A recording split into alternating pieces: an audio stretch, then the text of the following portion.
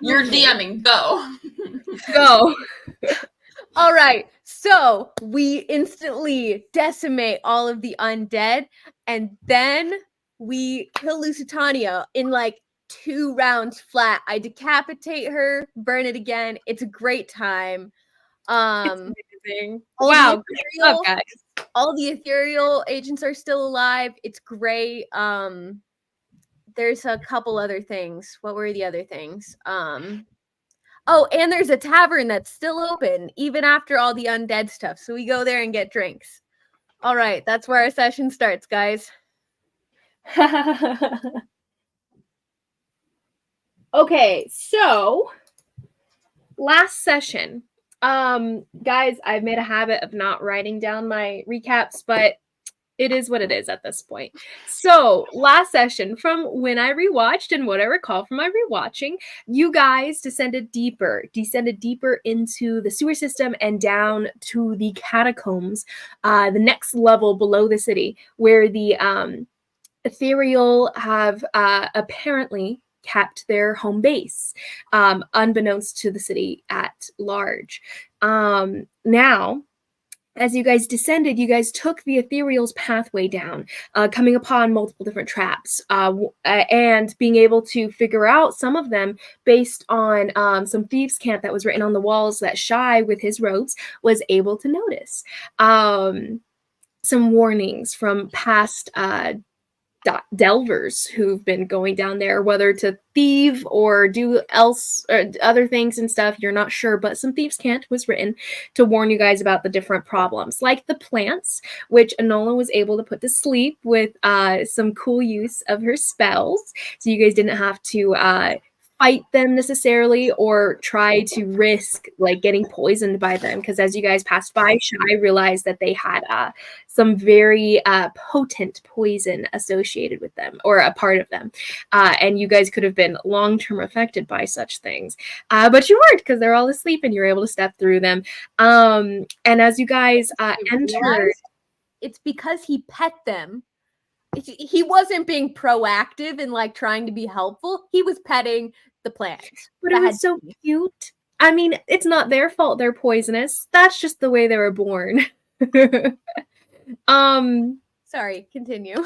You're fine. So as you guys entered what seems to be the Ethereal's lair of sorts, what also seemed to in the past have been a temple for an unknown order, though you guys have assumptions of what it might have been. And as you guys enter, the door opens and this like yawning darkness greets you guys, as well as this miasma that seems to be like spilling out of the room, coming upon the edge here. And as Konari hears the sounds of a familiar voice or a familiar presence inside the room, she darts right inside, getting into what seems to be a fight going on within the darkness as well. A fight between Sijui and an old friend of Konari's, Zhen Yin. And during this fight, apparently, Jingyi had already fallen. Jingyi is on the floor when Konari rushes past, and you guys enter the room unmoving. And the creature that you guys greet is a tall, large, monstrous Oni.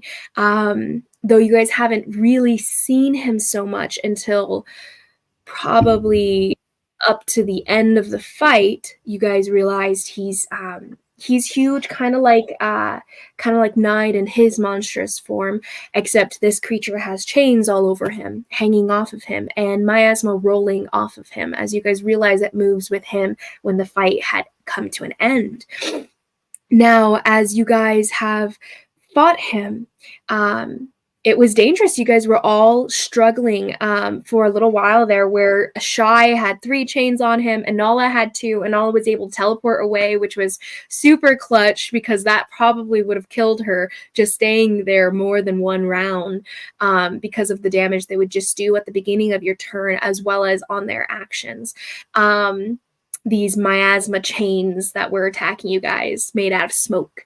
And so as you guys were fighting, Karhale focused on Nide, fighting him, and Nide, in attacking Karhale, also attacked a bunch of ethereal children that were tucked away in the corner, kind of trying to stay out of the way, as well as trying not to draw the ire of Nide, who could kill them very easily, in which case he directed his attack on Karhale as well as the children, killing a couple of them, but not all of them, because of the protection Karhale and Zora were able to kind of give to them.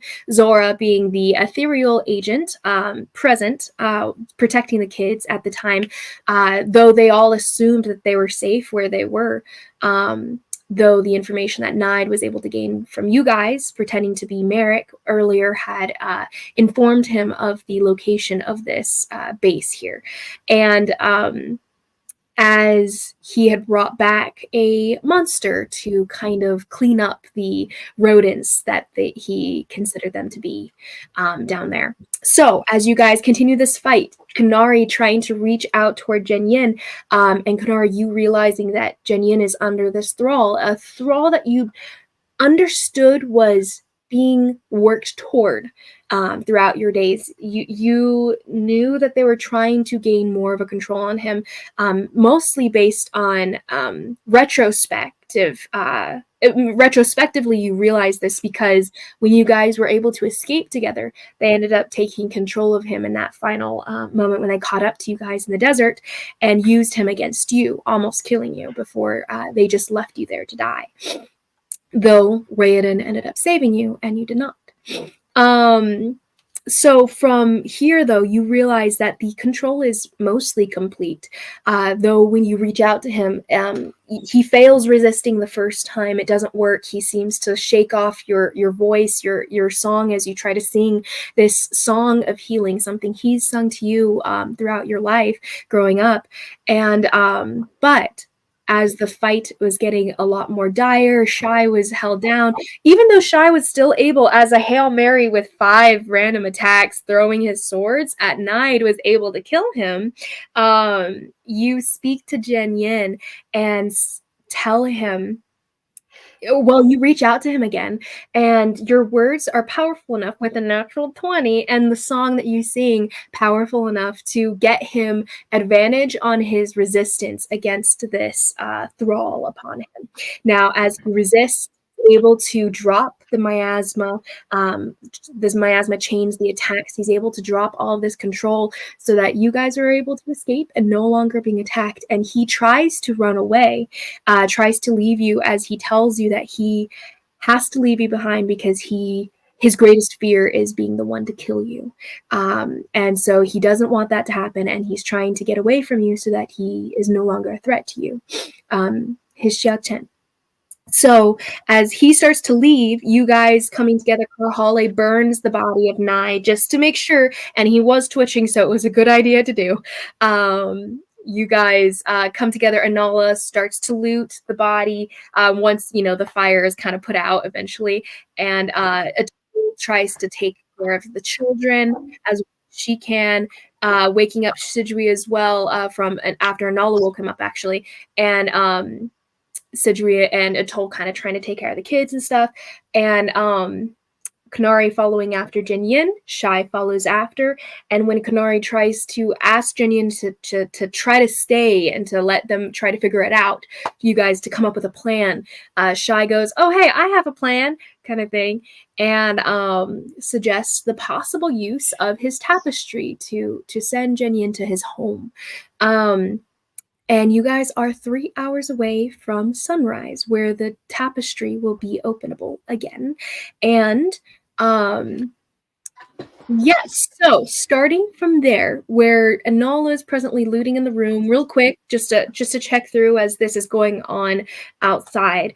You guys are holding your breath presently. Konari, what is your Constitution's modifier? 2? Okay, so you have 24 rounds basically. So you and Karhale and Shai are pretty much good. I don't need to keep track of your guys's, but Anala and Atoll are the ones with one Constitution modifier, and therefore only have 12 rounds to hold their breath, basically. Was it 12 or 10? It's 12 because it's what? Oh wait, it might be 10. You're right. It's 10 because 6 seconds around 60 seconds in a minute. So Yeah, because I think I say that. Reminding the teacher you have a quiz. Who does that? what is it? Isn't it like if it's like holding your breath underwater? I think it's 2 plus your Constitution score. 2 minutes plus your Constitution score. Is that not? Or is that what it is? No. 1? No. It's 30 seconds. 30 seconds minimum, and then it's a minute by your modifier. So okay. modifier is how many minutes you can hold your breath, Gotcha. and 30 seconds is the bare minimum if you have a 0. Dang. Mm-hmm. Yeah, because normal people can generally hold their breath for about 30 seconds. Yeah. So all this to say, as you guys are with Zhen Yin, he seems to be carrying this miasma with him, whatever it is, and it emanates from him. You guys are holding your breath, and Shy has some soul damage from having taken a breath with the miasma, which we'll keep track of. Keep track of what you have that is soul damage, Shy, so that if you get it healed later, you know exactly how much. I'm just subtracting from my max, right? Yes. So I guess that would be clear there. Yeah. So just keep that in mind, though. Soul damage versus normal damage and all that. It takes away from your hit point maximum. Yes. So it's still actual damage. So it does take away from your present state. So, me. No. Starting with. In actuality, when you add your whatever back, I will be. Oh, I think my soul damage, I'm at without the soul damage, I should have 95. Mm-hmm. Not quite. Close. I'm made of stone and muscle and rage. Yeah, I've got that many hit points. I'm actually made of stone and not muscle and very little rage. I'm just unchiselable. So, as we begin here, you guys, Zhen Yin has resisted a second time. You guys see that the energy. Oh, Shy has noticed because he can see into the ethereal realm here. He has seen a chain that seems to lead from Zhen Yin's chest downward, deeper underground here. This chain made out of black energy, black threads, hardened to where it is unbreakable. Unlike the thinner threads that seem to lead between relationships, between people, between fate. You see this chain, some sort of soul attachment on Zhen Yin himself. So you also notice threads on everyone else, but nothing really sticks out to you all that crazy like, except for on Karhale, you do see a similar looking chain, less thick and less dark, wrapped around, attached to her hand and seeming to lead off into the distance as well. But she's the only one that seems to have something like that. It's more of a dark purplish blue. She got a posh shit. What is his name? Yeah, is this a bad time to tell you guys that I'm a Pact of the Chain warlock now?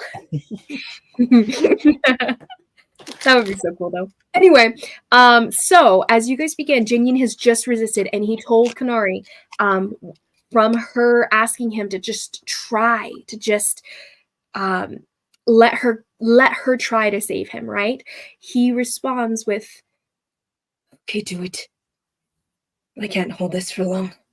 And so he holds on, shaking and resisting in pain as he resists, having taken damage for this. And I forgot to roll the additional damage because he's resisted twice. So this adds another 8 to the damage he's taken for resistance.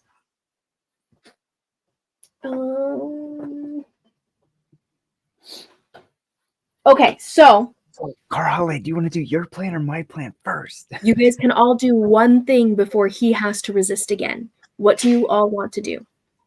Anala, you have looted. Sorry, that is your thing right now. So we're starting with you. You are looting. So you rolled very well. And to tell you what you found, what Nide has on his person right now, you find 1, a really creepy looking Oni mask. You recognize the mask and that it is an Oni mask. It's smiling. But that's all you can tell about it. It's just a mask. It's in blue, and it's smiling. It's got its horns. It looks like a ghastly smile. Honestly, it's kind of creepy. Something you'd wear for the Hallows Eve kind of date. Next, you find what's it called? You do find a little pouch of what look to be diamonds. So go ahead and roll me a D100. They're small diamonds, like bits of different kinds of diamonds. No.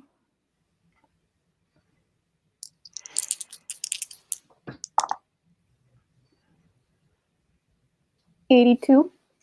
82.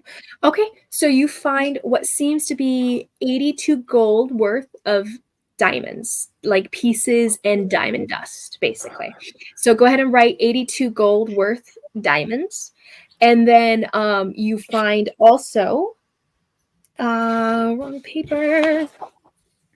You also find a piece of what is multiple pieces of dried jerky. You're not sure what kind of meat, but it's like dried out meat, basically, for eating. You find a small metal collar of sorts. You're not sure what it does, if it does anything. Ooh. But you see a word scratched onto a tag that's hanging off the collar that you cannot read. And then, yeah. So those are the things that you find on him. In addition, the last thing you find that seems to be the most important thing you find on him, you find what looks to be a small crystal disc, bluish in color. And the crystal is so rough hewn that it's like sharp edges are cutting edges. Like when you find it initially, you nick your finger on it. It hurts. One of those like terrible paper cuts that's like sliced under the skin more than regular paper would, like cardboard cuts. Like I hate it. It's the worst. Underneath your fingernail. Very, very uncomfortable. And you find it, and it seems to like glow faintly every time you kind of twitch it a little bit. It seems to glow on its own, and you're not sure what it is. It's got runes on it, but you can't read that. Or, well, if you'd like, you can try to examine it, but you'll have to take an additional turn to do so. Okay. Cool. You said dried jerky? Is that what you said? Yeah, dried jerky. Unknown meat. It's one of the ethereal children. Oh, wait, actually, you rolled like a 20. You actually recognize that, yeah, it's got a scent of like human, because you've Wait, I smelled was just kidding. human before. Wait, it's dried human? That's your fault, Rachel. You did that. It's a back. Well, it's actually written right here, but you do know what it is as you like. You pick it up and you're like, "What is this?" And you kind of bend it a little bit. It's a little rubbery and everything, and you sniff it a little bit, and you're like, "Oh, that's a memory. I don't like that." I'm sorry, a memory? I know, a memory. You've Children eaten before? children in the past? The canon smell of burning flesh, Anala has smelled off of Nemo multiple times, as well as back at the Kushimbo problem at the Siena State. It's the little boy that Nemo gave his earring to. Don't say such things. But I'm just kidding. He's fine. Why would they know about that place? So after Nala, what does everyone do as Zhen Yin is standing No there? Aeltris? No Aeltris. No, he does Okay. not have that on him. Fine, DM. That's fine. Fine. He seemed to have a good bit of headway on you guys. He probably already either dropped that off or did something with it. Whatever. It's fine. Well, what are you guys doing as Zhen Yin is presently there, like shivering, trembling with the effort of restraining himself from whatever he's been ordered to do? Okay, we've got 3 hours till dawn till we can get him in the tapestry. So I'm sorry. Presently, Like, Konari and Shai are the only ones next to Zhen Yin. so So you're presently near Anala as she's finding this stuff. So you haven't actually known what's going on with Shai and Konari right now. So you're not a part of the conversation unless Konari and Shai reach out to you. Well, I was gonna say that Konari was gonna mind link with everybody, just so that way. Well, Mhm. I can only mind link with 3 people, and she needs to mind link with Zhen Yin. So probably Shai and Karhale, because she knows that Anala's like looting. So I'll Okay. mind link with Shai and Karhale if they're trying to help me figure out how to deal with this right now. Mhm. So, is he really important? You say this out loud. No, in the mind link. Okay. Konari just rolls her eyes, but you doesn't matter to me. But Well, I'm just saying that because I see he's got like a big dog collar on him, and I don't know. Like I could try and get rid of it, but it might kill him. So I don't know. no, you can't kill him. That's the last thing you could possibly. Oh, okay. wait, I will what do you try. mean you could get rid of it? I don't know. Zhen Yin, Shy, what do you mean you could get rid of it? he's eating. Oh, I was gonna say though, Zhen Yin, we might have to. He's there eating the human jerky that Anala gave him. it's not cannibalism. He's not human. Very true. Fair. Fair point. Wow, Wait. that's weird. It's humanoid, not human. Mhm. Would it be half cannibalism if I ate it? Only half cannibalism? It Yeah, would be only half cannibalism. Mhm. Okay. Only half. I though. am not half Interesting. human. Oh, you're talking about someone else? No, Inala. Oh. She's not even about you, Nathan. So, Shai, what's your answer? Shy, what do you mean you can get rid of it? Well, I could try to cut it, but like, if he's really important, then we don't. Cut what? With what? My sword, and I'll just pull out my sword.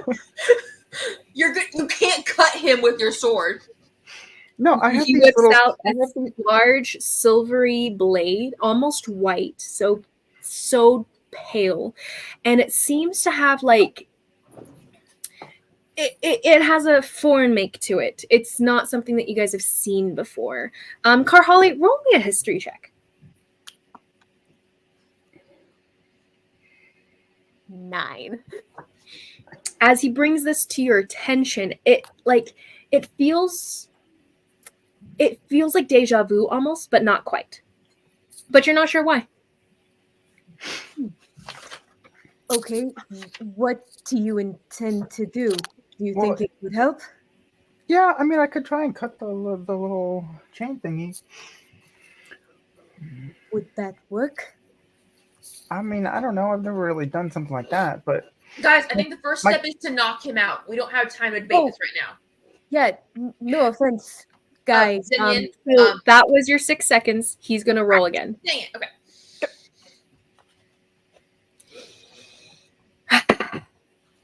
Okay. So as you guys were discussing this in the mind, and Karhale and Shai, you guys are like, yeah, no, I can cut it, and you're like, cut what? Kind of thing. And Karhale, you're still out in the temple area, next to Anala. Shai, you and Konari are presently right next to Zhen Yin, as you guys see, like, he's been trembling this whole time, and then it drops. Oh, dang. His hands fall to his side, Oh, and you guys see/feel the miasma start to rise up around you, and it's going to be his turn. no. So- Zhen Yin. And he kind of like, the facial expression drops. His face becomes this blank mask as he starts to shift upward into his larger, monstrous form that he's dropped back when he resisted in the first place. So as he drops, or as he takes on the monstrous form and he starts to grow, the miasma starts to rise around him. You guys are presently in the hallway outside of this it seems to be some sort of like longer, wider corridor. You guys have about 15 feet across between the walls of this corridor. The door behind you leads back into the temple. And this hallway keeps on going until it turns to the right. Yeah, so he's going to take his turn. So he's going to take up the chains again. You guys hear the clink, clink, clink of the chains as he rattles them, raising them up, and he throws one at you, Konari. And he takes that one to attack. So that's going to be not great. He seems to you see his hand trembling as he's trying to fight the thrall as he's attacking you here. That's going to be a 17 to hit. Does not hit. Noise. Okay, so the other one. Okay, so that's going to be a 26 to hit as the trembling seems to drop and he's no longer able to resist here. No, that doesn't hit. No, I'm just kidding. It's a 25 to hit. These are melee attacks, Scam. Right now, Shy is within melee. I would say I wasn't picturing you within melee. I thought you were a little farther I was away. a little further back, so it's a ranged attack. This is not a ranged attack. He has a 10-foot reach. So you are within his reach presently, right outside of melee. Right. So this one does land. The first one did Well, not. that This sucks. one will do you 9 points of slashing damage, and you are now grappled and restrained. Okay. You will have to use your action to escape. I'll put us back into the working order now, back to the original order that you guys had been in.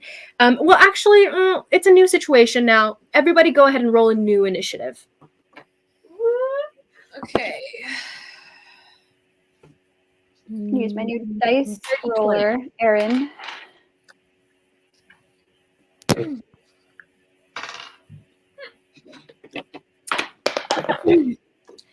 I'm going to probably do the map. So you guys roll, and I'm going to switch this around. See if we can settle this in one round.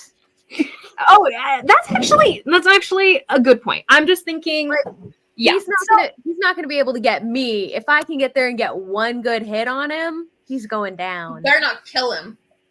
Hopefully. He was already bloody, like You below better not kill him. half, right? Or Konari is Actually- leaving. You're right. We'll just do this Suicide theater of the mind mission. because I feel like it should be. We'll see. We'll see. If anything, he'll just take you guys out and run off soon enough. So as this happens here, so he attacks, and you are restrained, and Konari. Okay. Okay.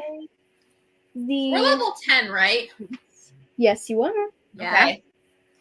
That's fine. I was hoping I could do something, but it's fine. We're not level. We just leveled up. What? We just leveled up, like not that long ago. 2 levels. I was hoping, okay? So bitter. Okay, I guess I just can never be enough. Okay, never be enough. In all fairness, killing Nide would be a good milestone. It's just one that we could have hit, 30 sessions ago. So, Konari, what is yours? My initiative? Mm-hmm. 19. Okay. Suck it. Dirty 20. Ah. Nice. What's your dex? Dang it. It is 12. 12. Okay. You move right before Konari. Okay, and for you, Anala? 13. Okay. And Shy? 8. 8. Okay. Just wait till that advantage on initiative, buddy. It'll be there soon. Someday. The thing is, I don't get it for another several levels. I don't think. Oh, you don't? I don't think so because it's what 9, right, or 10? No, it's like level 5. It's not level He's definitely more fighter than No, I'm not. I'm 6 barb 4 fighter. Barb. Oh, wait, level 5 then. You should have gotten it. I don't think so. I'm pretty sure it's higher than 6. Could be. You can check that It's as we level go. 7. But next It's is level going to be 7. Konari. Konari, he attacks you immediately, and you are now grappled and restrained. Any attacks you make will be at disadvantage, and any attacks against you are now at advantage. Sorry, that did not end his turn because he can make a third attack here. So he's going to make his third attack on Shy here, who's right next to him. So that's going to be a claw attack. The claw attack is a 25 to hit. 25 to hit again. Does not hit. Okay. And that damage I'm didn't joking. hit. No, I know. I need to roll the d8.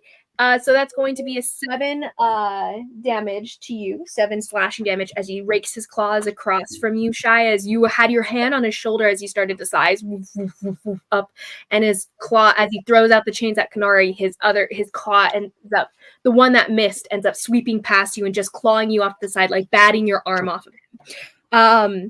Next is you, Konari. What would you like to do?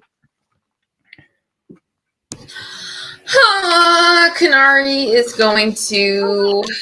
Right Oh man, what? I thought you said I went before Konari. Yeah, you Yes, go you're before right. him. Sorry, Carly. That's Although true. I will say they have not told you about what's happening out there, so you are not aware that there is a fight. I mean, can I not hear that people are being attacked with very Not loud chains? You hear the chains rattling, but they were rattling when he was moving because they're dragging on the floor. They have not told But you. you were. I mean, yeah, I would hoping let's come probably up with a start. plan. I would probably start heading over there since we're having this conversation.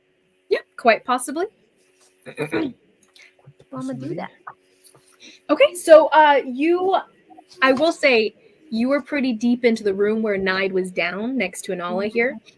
So it'll take you your full movement to get to the doorway to have visual of what's happening. So as you kind of like, Probably okay,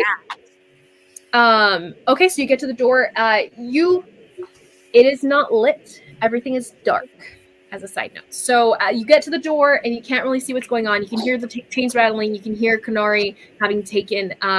Well, actually, you don't hear breathing at all because only Zhen Yin is the one breathing. You can hear some ragged breathing from him that seems to be calm and controlled. But beyond that, Shy and Konari don't seem to be breathing. You can't see what's going on. Fantastic. Love that.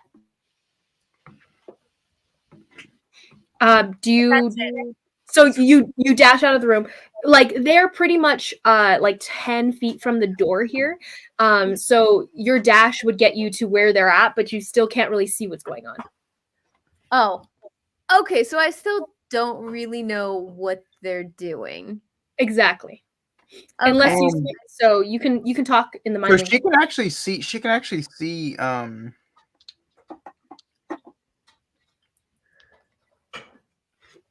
well, why can't she see? okay, because basically golden light emanates from my sword, but I don't know to what extent. It's not to any extent. It has this like light emanation. We'll say like So she can see she can see it like a glow in the stick. dark stick, like the little glow mini stick, stick, yeah. like that Mhm. amount of glow. It's not actually giving you anything, but you can kind of see your hand. Okay. But she can at least see my sword though. So Yeah, you can see the sword amid the darkness. It's like at his side right now. So are we going to just like knock him out or something? What are we doing here? I can't really see much. Well, Konari said he was pretty special, so I guess we can't kill him. Oh, okay. Why would we kill him? That would be. Are you going to make an action this turn? Because that would be your 6 seconds right there. Yeah, well, nobody's giving me any useful information and I can't see. So I It's don't. not my turn to talk. I'm not supposed to answer till my turn. I mean, you can. Nathan just You answered me. technically you really can't answer, but yeah, like a thin answer of like responsive thought I think is fine, but like nothing long. He's fighting us again. Knock him out. Thank you. Well, I can't do anything because I used my dash to get up here. Mhm. Yeah, I already said I used my dash, so Mhm. I will stay exactly where I'm at. And hope that Carhale, I believe your rage is over because of your Oh, yeah. burning of the body and so Very the interaction there. So with that, then it's going to be Konari's turn. Konari, you're tied up here. Carhale just came up to the door behind you, and yeah. I was gonna make a really. It's fine. I was gonna make a joke anyway. We just found a dog collar. I'm tied up with chains. I mean, what kind of session are you running, Dia? go to a brothel and ask them to rough you up. That was purely for. It's not. It doesn't matter. Anyway, I'm just saying that is verbatim what happened. well, just saying it wasn't anything like sexual. Okay, so calm down. Don't get all excited. It was for them. At least they thought so. She don't care about that, I guess. Anyway, what do you? To be honest, she probably hasn't experienced that like side of life. No, it's true. She's a little naive in that way because grew up in a monastery. Anyway, not that there weren't probably people sneaking off the broom closet, but that's fine. Anyway, I am going to. Gosh dang. Sure. I will use my movement or my action to try to break the grapple, I guess. Okay. Annoying, but that's fine. Try to break the grapple. It's not necessarily breaking it. You're more like slipping out of the chains. Roll that dex check. It's a dex check or save? Dex check. That sucks. Okay. 14. Okay. 14 is exactly what you needed, and you slip right out of the chains here, and they cling on the ground. You can sense him right in front of you, right out of your melee range here. Do you step in? No. Actually, sorry, roll me a saving throw because of the damage you took. A saving throw?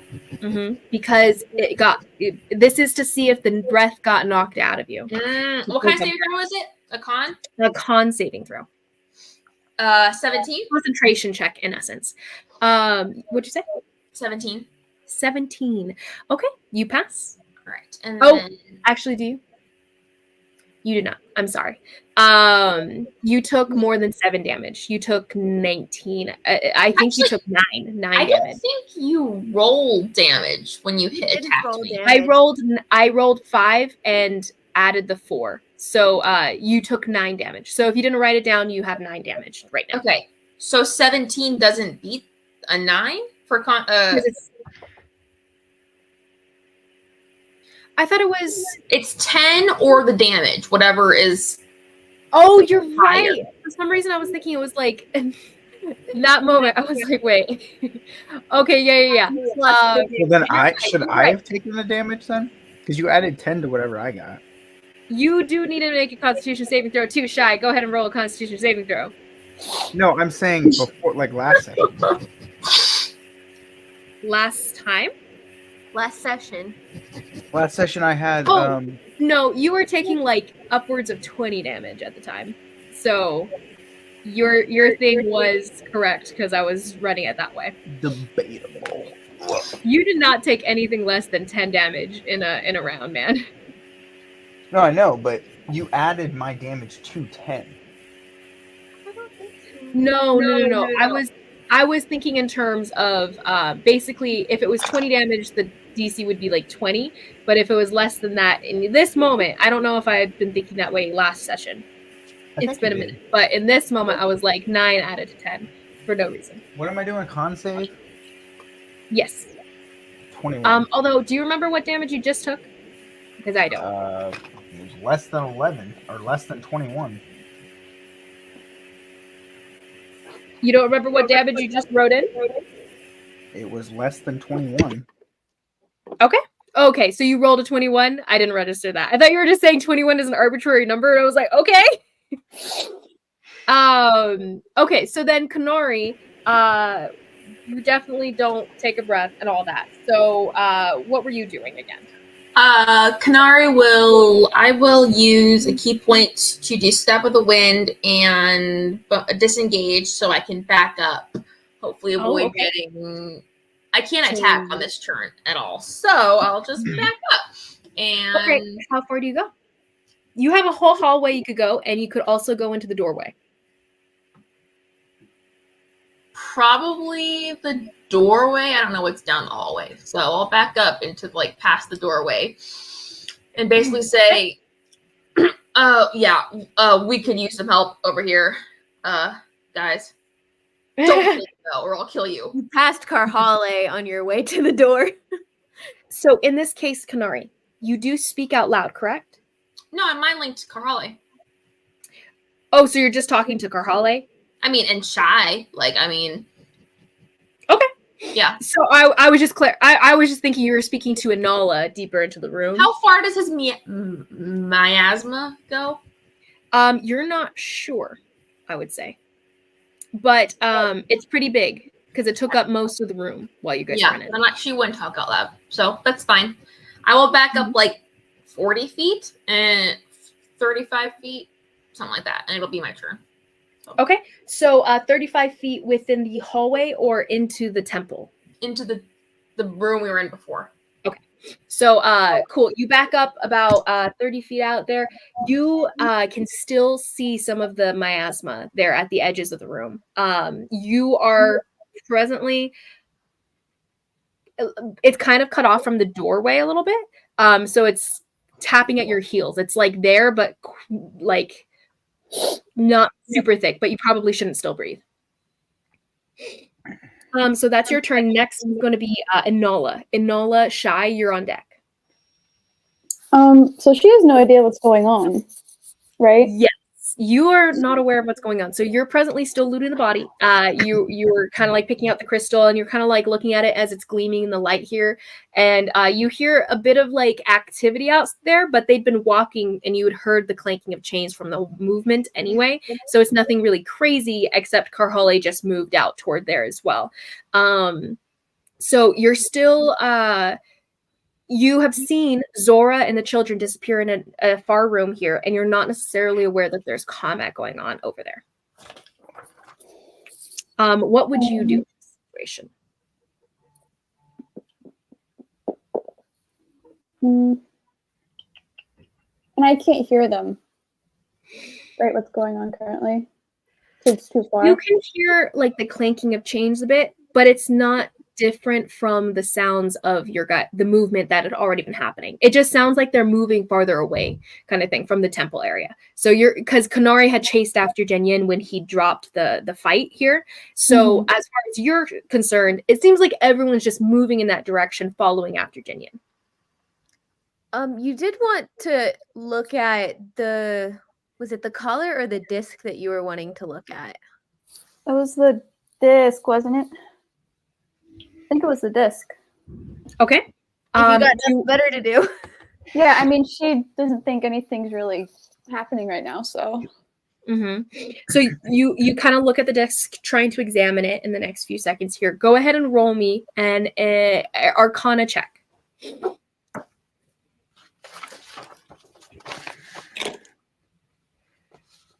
love my little tower, Aaron. What'd you say?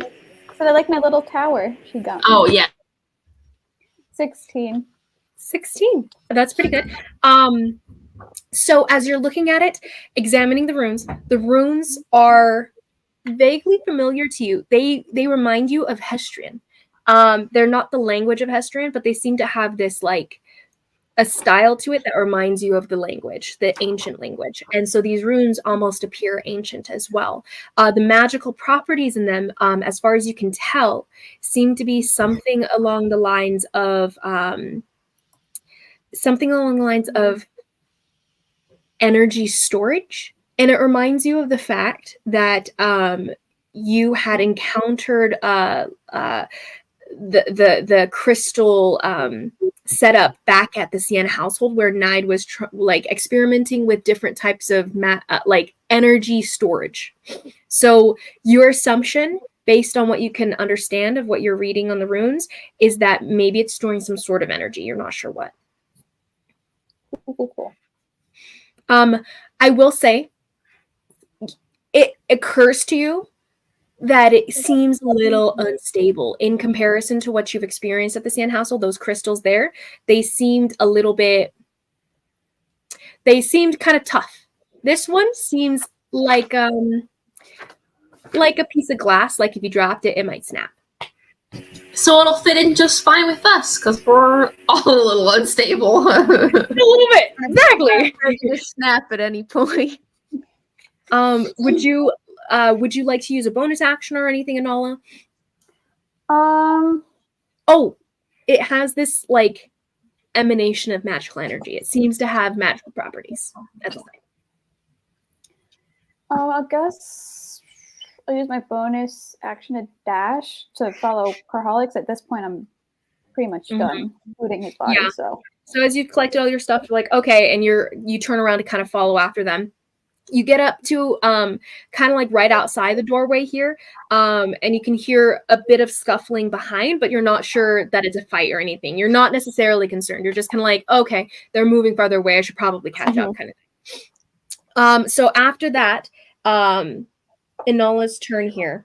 So Zhen Yin takes legendary action, and so you guys see within the field. Actually, you guys don't see. Konari senses.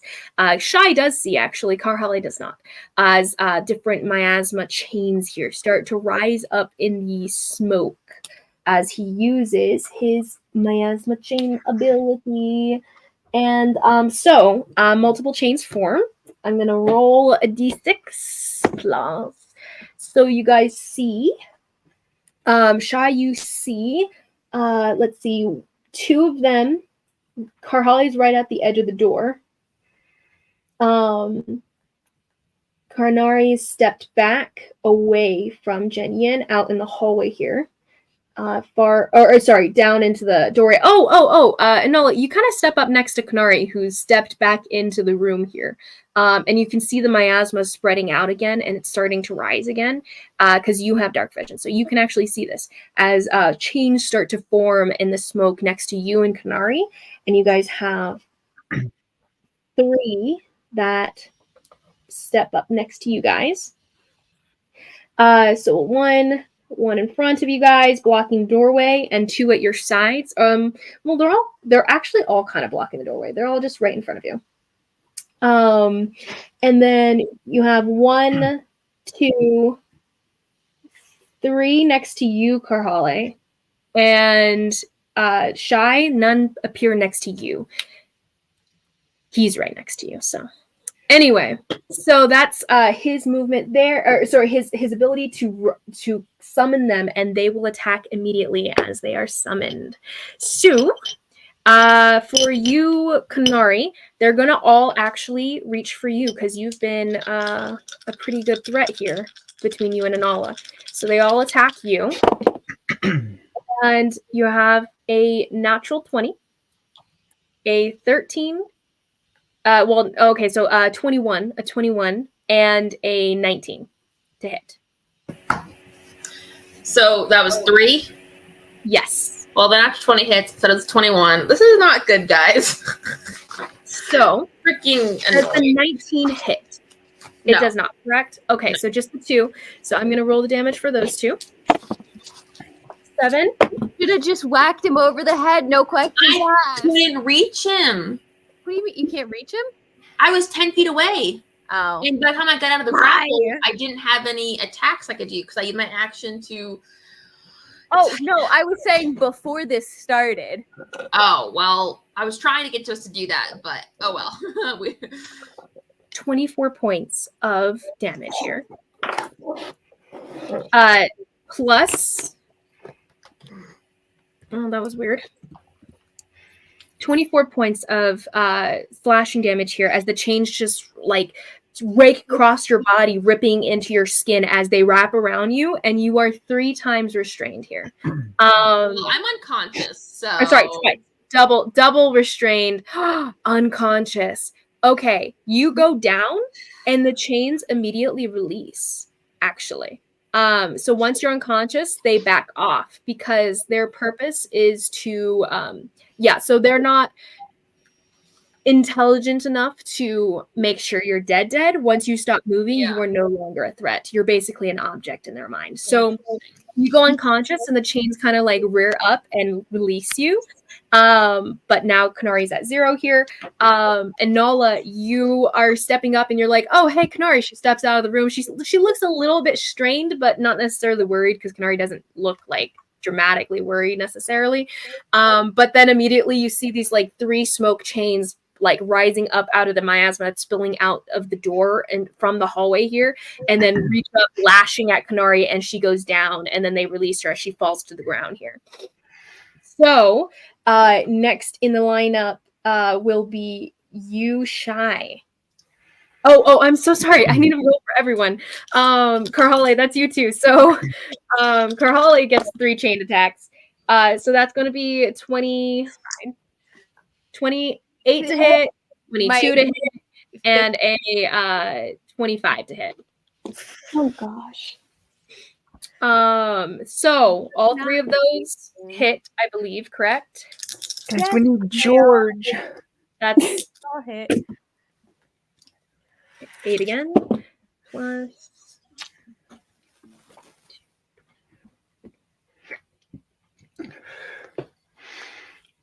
36 points of bludgeoning damage from the 3 of them. Are you up? I'm up. Okay. And then you are now triply restrained. Dang, you're still up. Whew. Okay. So you take that damage, 3 chains on you. Then now it's your turn, Shy. As you see this happen, you can't quite see Konari outside the doorway because the angle, but you can tell that a lot of chains just whipped out and attacked them. Karhale, go ahead and roll me a DC Constitution saving throw. So the DC is Bother? It's a 36. you need a 20. You need a natural 20. So we'll see if you roll a natural 20. No. Okay, so you take a breath as the breath is is bludgeoned out of you, punched out of you, and you take a gasp of miasma here. Roll me a Constitution saving throw. Oh wait, DM, actually. Yes. I just Googled it because I forgot myself. Actually, it's if you're doing it based on Constitution checks, it's fine if you aren't. But if you're doing it like based on Constitution checks, it's DC of 10 or half the damage you receive, whichever one's higher. So she 16. That's so much better. I rolled an 18. 18 and you pass. Okay, cool. Thank you. I rolled an forgot 18 this rule. plus Apparently. my Constitution of +6. I haven't really done that many Constitution saving throws since We don't Nemo have any died, so it's like, okay. Yeah, Anyway, so all this to say, Karhale, you don't have to roll this additional. The original one was 18, you said? Yeah, plus my con of +6. Cool. Okay, never mind then. So, you take that. Konari took hers. She went down. Konari, you do breathe in. Roll me a Constitution saving throw as you collapse unconscious and can't help but breathe. And we'll see. Yes. So Constitution, this is going to be at disadvantage because you're unconscious. 15. That's not bad, but it's not what you needed. So go ahead and roll me a D4. You lose an automatic death save. Guys, you gotta get me out of this.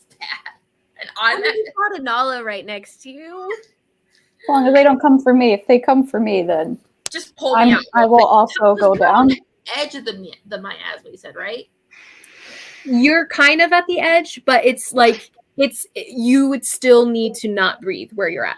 You're still like there with the miasma. This is His not range good. is pretty big with the miasma. You said roll a d4, right? Yes. 2. 2. Okay, so you take 2 soul damage, remove from your hit point maximum, as well as your present HP. Well, I guess it doesn't. Yeah, you lose a death save because of it. And next round, you may take another breath. So you will also be removing a d4 from any death saves you make. Okay. It's okay. I have my wand of cure wounds. That would be great. That's your turn, and then Shy. By your turn, I meant his legendary action. He has a legendary action? That wasn't his regular action? That was his legendary action. He has 3 every round. Oh, wait. So he attacked me with 3 and Konari with 3. Because there's 6 chains. He summoned 6 of them with his legendary action. And they just attack. So he gets all 6 of them per action. That is per legendary action he uses. He can only use that action once a round. He has 3 different legendary actions he can use. That's great. How many of those does he have left after that last fight? Huh? Legendary actions. He gets them every round. That's just what he can do. I thought I was under You the get legendary legendary resistances. Yeah. Oh, that's what I'm thinking of. Never mind. Disregard me.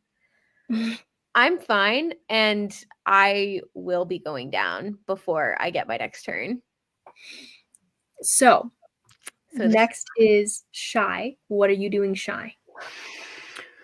Well, I guess you and I can bond over being a slave to our heritage and not being able to do anything about it.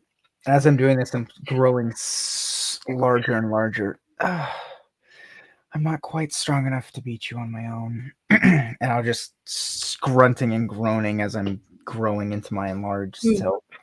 So as he had grown next to you and everything, your hand kind of lost its purchase on his shoulder. You start to grow bigger again, and you start to almost match his size here. But I can take you now. I will.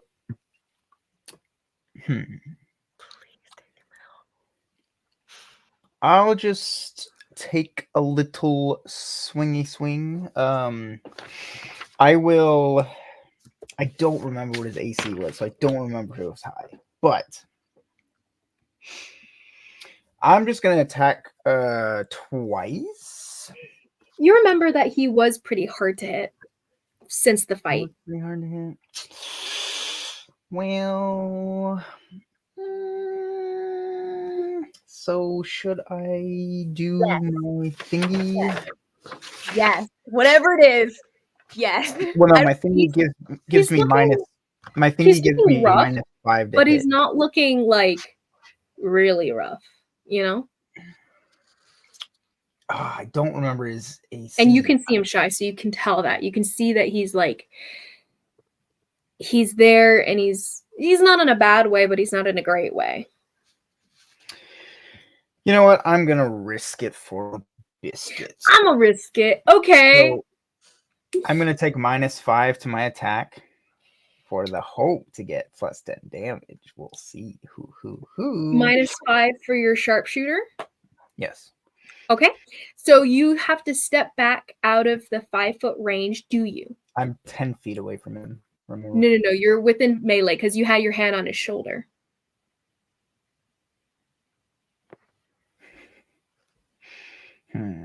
Oh, the tricks you're trying to pull on me. Well, so my sharpshooter feat. You have to be within 10 feet of him. You have to be out of melee range for it not to be at disadvantage. Well, I know, but I don't have disadvantage. But that's long range. So that's different.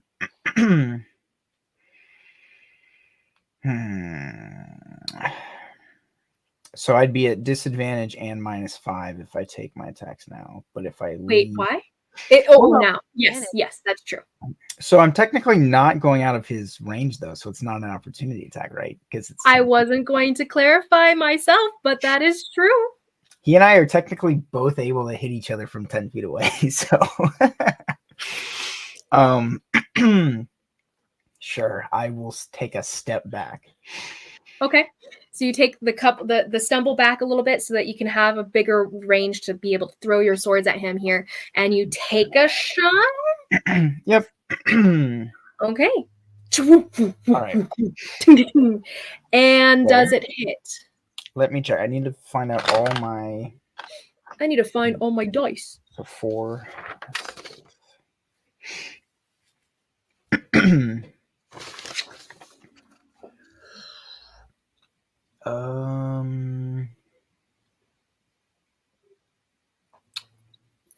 So that is a 16 to hit. 16 to hit, you say? Mm-hmm. You ting ting ting, and it bounces along the walls as he kind of steps out of the way.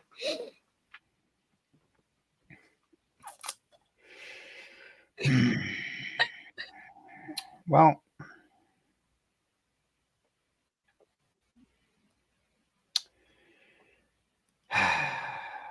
I'll do the same thing, I guess. How much should hit? That's the first one. So that's a 21 to hit. 21 hits. Okay. So that will be... And it hits him on the side of his thigh here as it slices into him.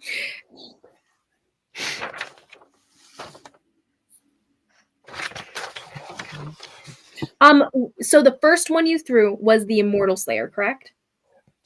Yes. The second one you threw was that also Immortal Slayer? Yes. Okay. He is an Oni, so you get the extra, you probably know. Yep. My dice are so far away, and it's so hard to count this many numbers. 3. Okay, so it is. Oh, I have superiority dice. Anyway. Okay, so that is 33 points of slashing damage. Okay. Nice. And then that is an additional 3 points of thunder damage. Wow. And then an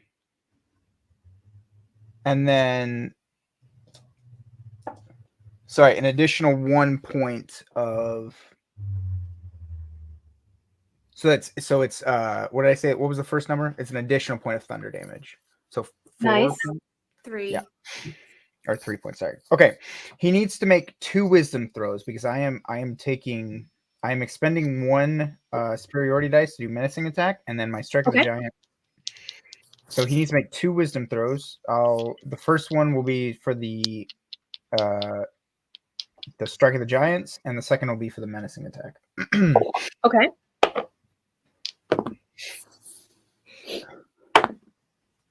Okay, so he gets a 16 for the first one. Okay, so he barely succeeds that one. Okay, what's the second one? 24. Okay, so he succeeds both. Sorry, not 24. What am I saying?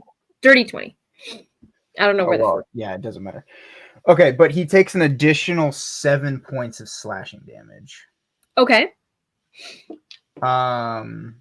but he does not have any additional effects on him. Nice. I will then. So, oh, sorry. Go ahead.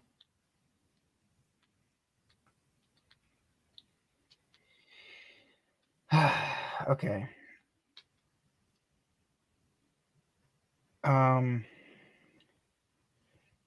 So then I will then use my final superiority die to do a quick toss on him. Okay. Which means it just basically I have an additional attack. Got it.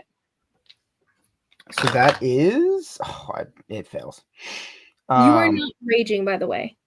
Oh, wait. You bonus action raged? You can't use your bonus action. You're right. You're right.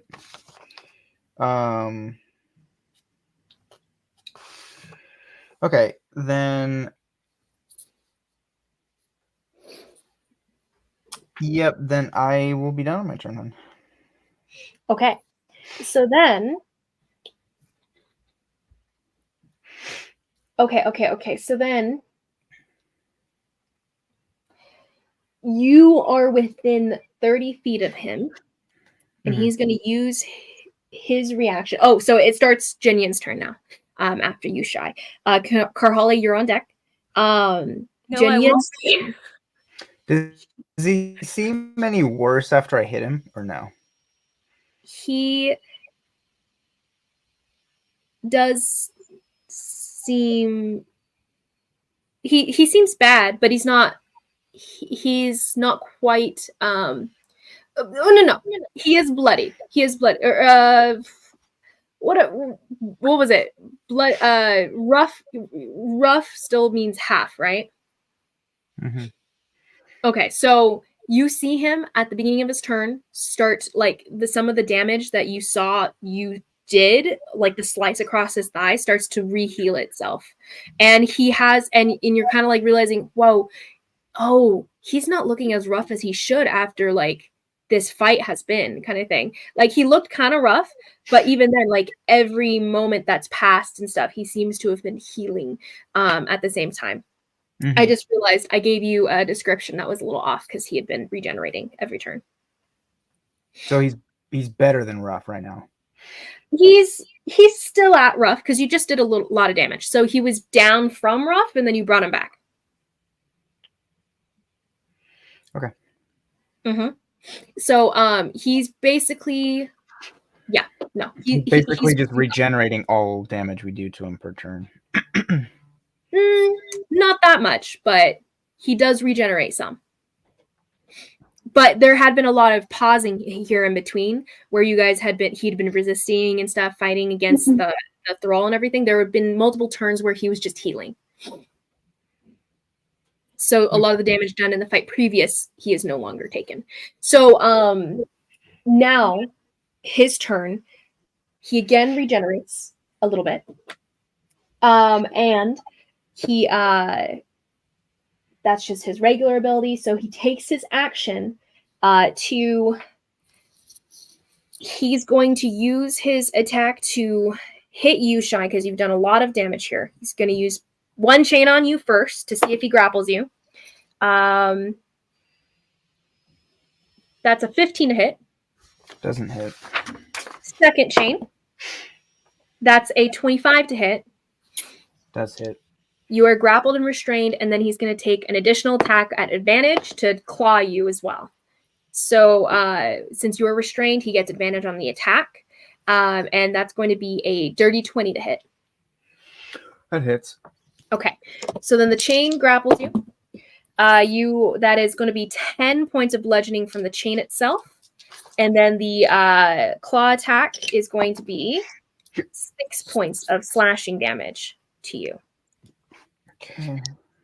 That's his multi-attack there, and he's going to use his bonus action to... You were grappled, technically, but he's going to use his bonus action to spirit walk. So he, within the shadows here, within the darkness, he just disappears in front of you. And you see him, since you have the long-range dark vision here, you see him reappear about 30 feet from you down the hallway. past you guys. He is presently moving away. Since he goes 30 feet off, he's going to be far enough away that the chains in front of you, Anala, disappear. I'm right at the door, by the way. You are still chained. Okay. So Anala, the 3 chains that are in front of you move away from you because they're being pulled along in the miasma as it shifts with him.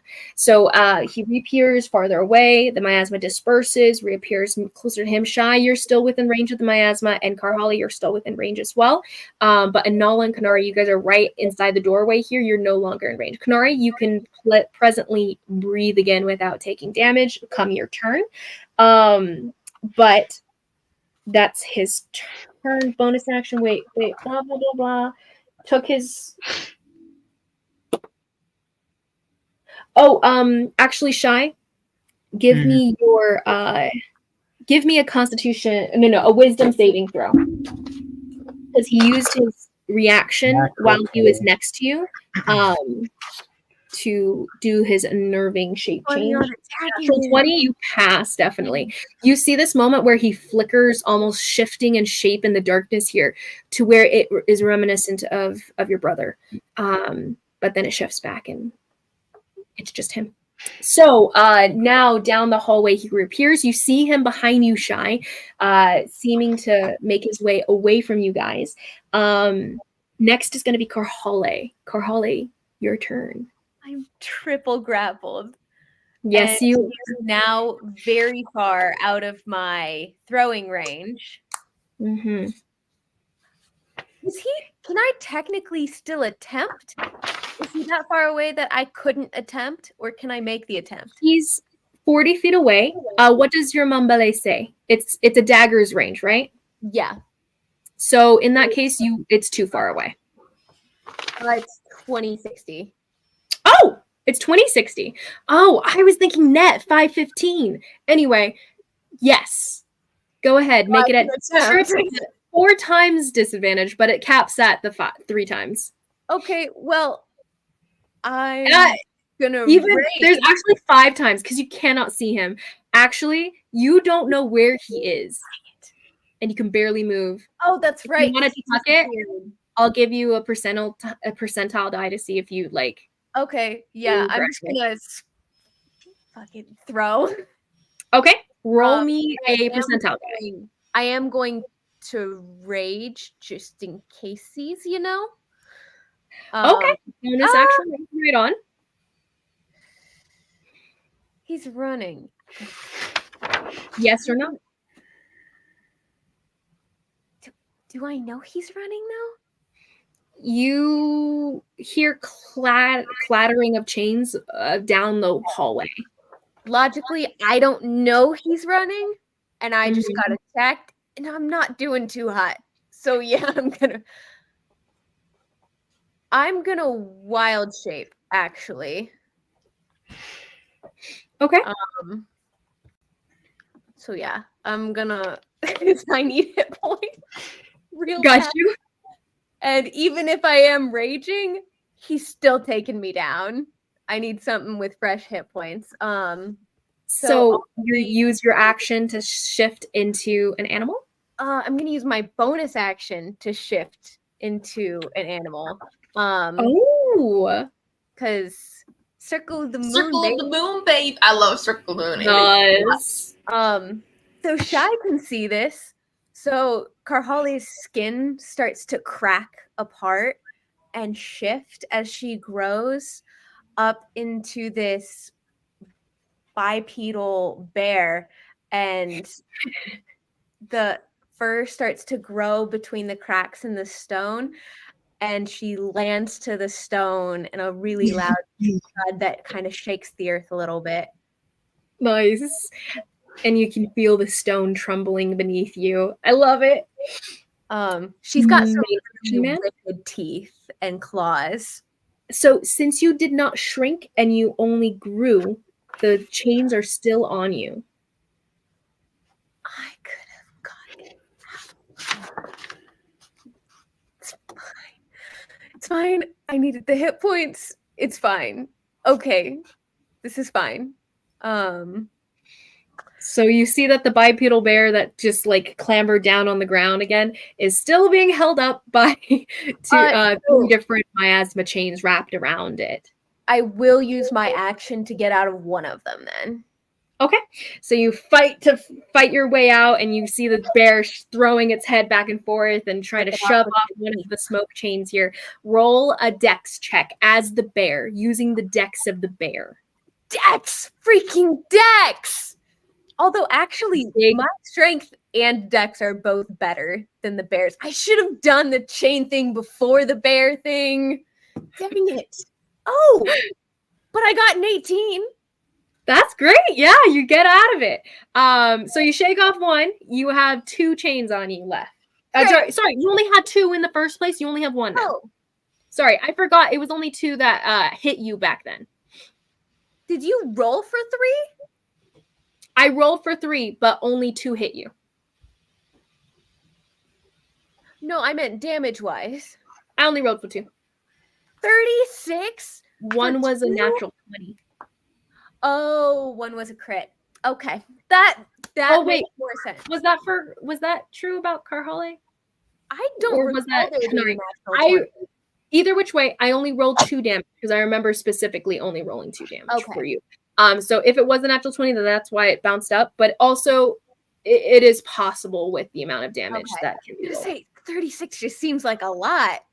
I mean, it's fair. I can do that much damage in one go, but okay, that's fine. That's my turn. I'm a bear. Konari, it is your turn. Anala, you're on deck. Sorry, I'm grabbing a cookie. Right, before your turn, I have to remember. So he uses his second legendary action to spirit walk as well. And,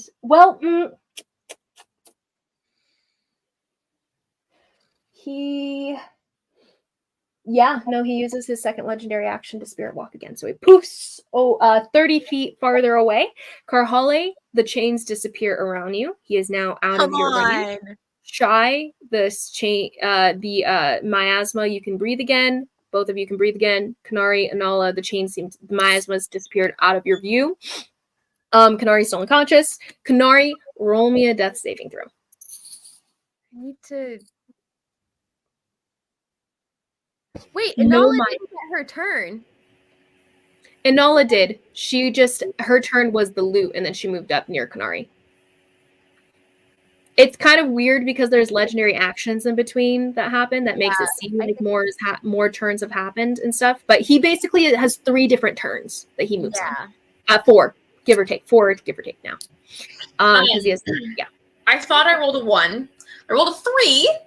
So 2. That's 2 death failed saves. Failed death. Oh yay! So 2 death failed saves. So Konari, are we rolling those? What, Nathan?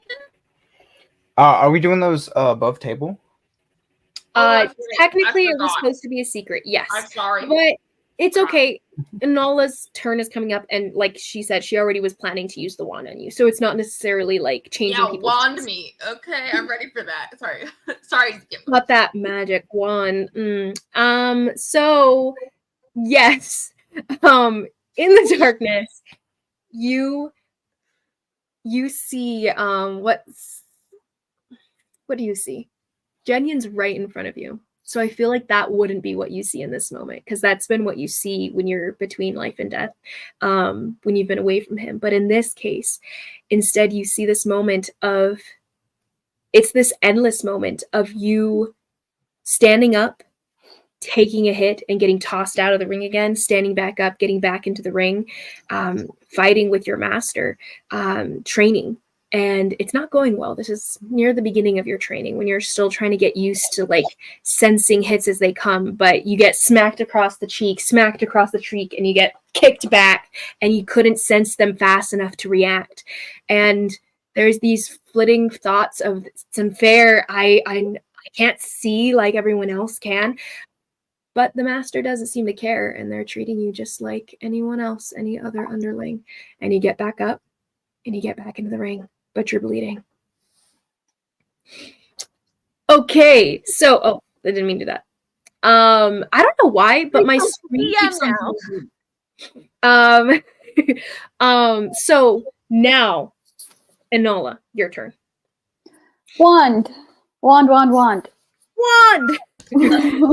me a D8 plus 2, and mark off an additional charge. That is 8. 8. Nice. That's like really high, especially. So Konari, take 8 HP. And as you got back into the ring again, you open your eyes and you sense the world around you again. You're lying on the ground. The miasma is no longer around you, and you don't really hear chains nearby, and that's a little concerning. You killed him. Anyway, that is okay, cool. I'm up. Yay. Yep. So, Enola, any bonus action as you use the wand to bring Konari back up, and she jumps up saying, "You killed him!"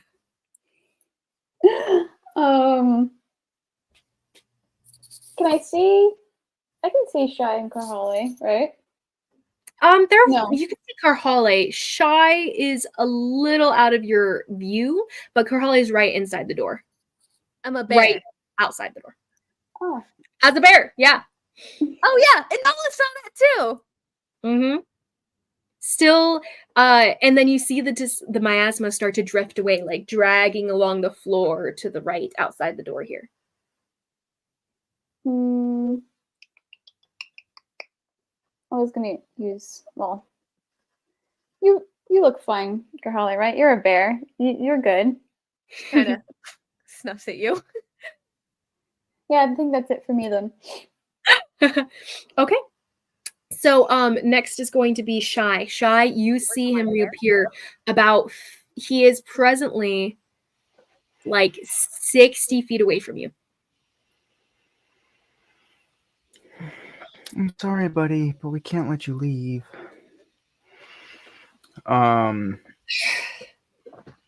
I will just take my 2 attacks on him. Mm-hmm. There doesn't seem to be any reaction. He doesn't even twitch in your direction. You're speaking to him here. But what do you get to hit? Natural 1. Good. Ting, ting, ting, ting, ting, ting. Wide throw. It's kind of embarrassing. And then a 5. So. Oh, ting, ting, ting, ting, ting, ting. Well, hold on. That's not my. Do you have a plus 15? It's a AC 20. Okay, yeah, no, it doesn't hit. Ting, ting, ting, ting, ting, ting. You guys have discovered this last time, so you're fine.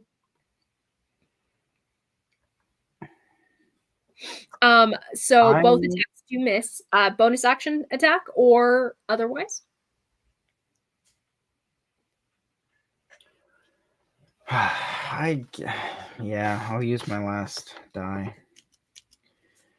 You don't have to if you want. Well, there's no point if I don't. So not good.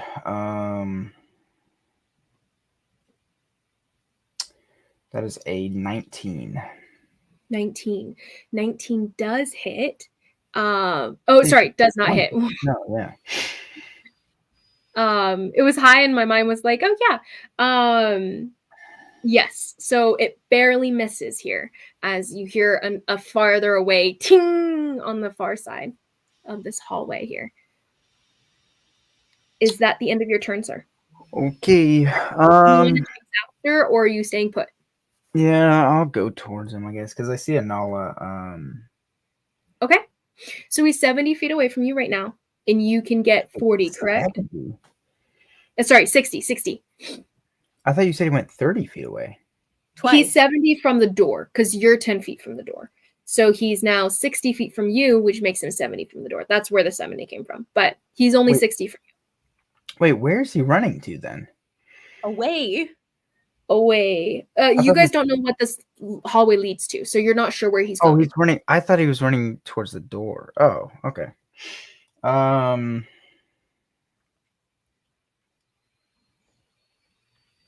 Sure, yeah, I'll go 40 feet towards him, I guess. Okay. So 40 feet towards him. He's only 20 feet away from you now.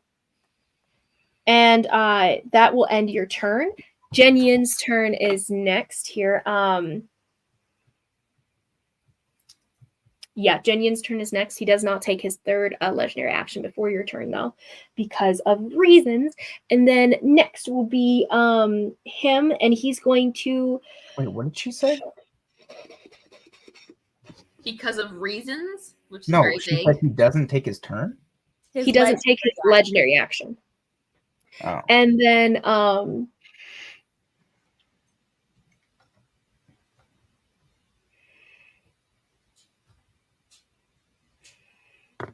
Oh. Well, I guess you're up in his space, actually. Mm-hmm. But you weren't initially, so never mind. Because Well, it's only it was at the end of my and now turn. it's anyway. Exactly. Anyway, so he's going to take his attack on you. He's gonna rush up to you with his movement here, and he's going to take all 3 attacks on you, Shy.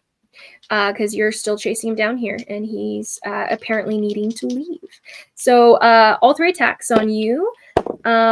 First chain is going to be a 20. No, I need to reroll this. Okay, so the first is a chain, and that's going to be a 24 to hit.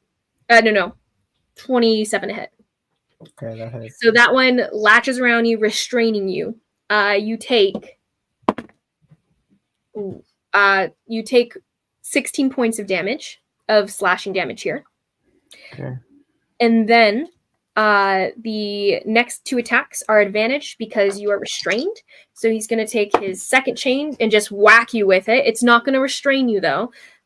This one's at advantage. So that's going to be a 25. It's a million.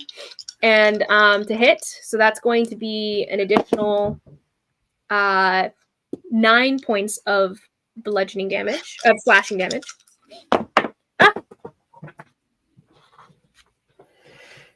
It fell on the floor, so it didn't count, but it was a natural 1. This is a 21 to hit. That hits. Dirty 20 technically, but still hits, I think. Dirty 20, does that barely hit? No. Okay. So then that's going to be his claw attack here. And that's going to be... Oh, measly 5 points of damage. Slashing damage. Melee to be able to make a claw attack? Yes, he ran. He rewound a little bit to get up within Shy's range because he just wants to get rid of this guy. So then those are his 3 attacks on you. And he's going to use his bonus action to disappear and reappear 30 feet away again. So he's you are presently 50 feet from the door. So he reappears 80 feet from the door. Okay. But he's only 30 feet away from you. So then next will be his... Roll me a new wisdom saving throw. Wisdom? And he uses his reaction to do this to you. 5. 5. You fail. So as he wraps his chain around you and you're restrained, and he whacks you with the other chain a second time coming from the other side here, and then he slashes his claws across your front. Like, all of this damage throws you back. And you see him shifting in this unnerving shape change until you see the form of your brother in front of you, huge, hulking, towering over you, and it's unnerving. You are frightened of him. So you may not move towards him, only away from him, and any attacks against him as long as you can see him are at disadvantage. So next will be you, Karhale. You are free because the miasma has drifted away from you. Shy, roll me a saving throw from damage because you were within the miasma in that moment. Constitution concentration check. For check or save? Saving throw. Sorry. 14. 14. Okay. You took yeah, you're good. You're good. So, next will be Well, the first attack I took was it wasn't was like 16 points of damage. It was 16, but it's 10, a DC 10 or half of the damage, whichever's higher. Oh, we're changing to that. Okay. Well, no, that is what it's supposed to be. So changing to what we are. Well, that's the raw. Yeah, I thought you were running. Okay. No, I was doing a concentration check because it's basically you trying to remember to not breathe in. So it's equal in my mind. But anyway, so next will be Karhale. What are you doing? So the chains released me. Mm-hmm. So he's running. Because I can't see. I can't see him. You can't really tell. You hear Shy though going like, "We can't let you leave." Oh, you spoke out loud there. He's still aligned aligned with Oh, Zhen that's Yin and me. You went unconscious though. It's good for an hour. Oh, with you unconscious? I don't think it matters. It doesn't say anything about being unconscious. It says once it's. I mean, personally, I think if you go unconscious, it disperses because Okay, that's you're fine. unconscious. That's like fair. it's not a magical spell in my book. It's like your mind connecting to other minds. Okay. And if your mind loses it and goes unconscious, then you're just out. Even if it doesn't say it, I feel like it's like it would be understood. That's fine. But so either which way, you have so much constitution. So we'll say it doesn't matter because you have like multiple minutes. So even if it killed a minute, you still have multiple minutes to hold your breath. So anyway, continuing though, Karhale, what are you doing? As far as you can tell, it's implied he's running away. Okay. I can see Konari's down and all it healed her. Well, no, I would yell that out loud to him. Am I still rolling my con save? Yes, because you're just expending breath to speak. You're not breathing in at the same time. Oh, okay. So, in that case, it would just kill some of the minutes that you have, but you have like 3 minutes, right? What is it based on? Your con modifier. I have 4.5 minutes.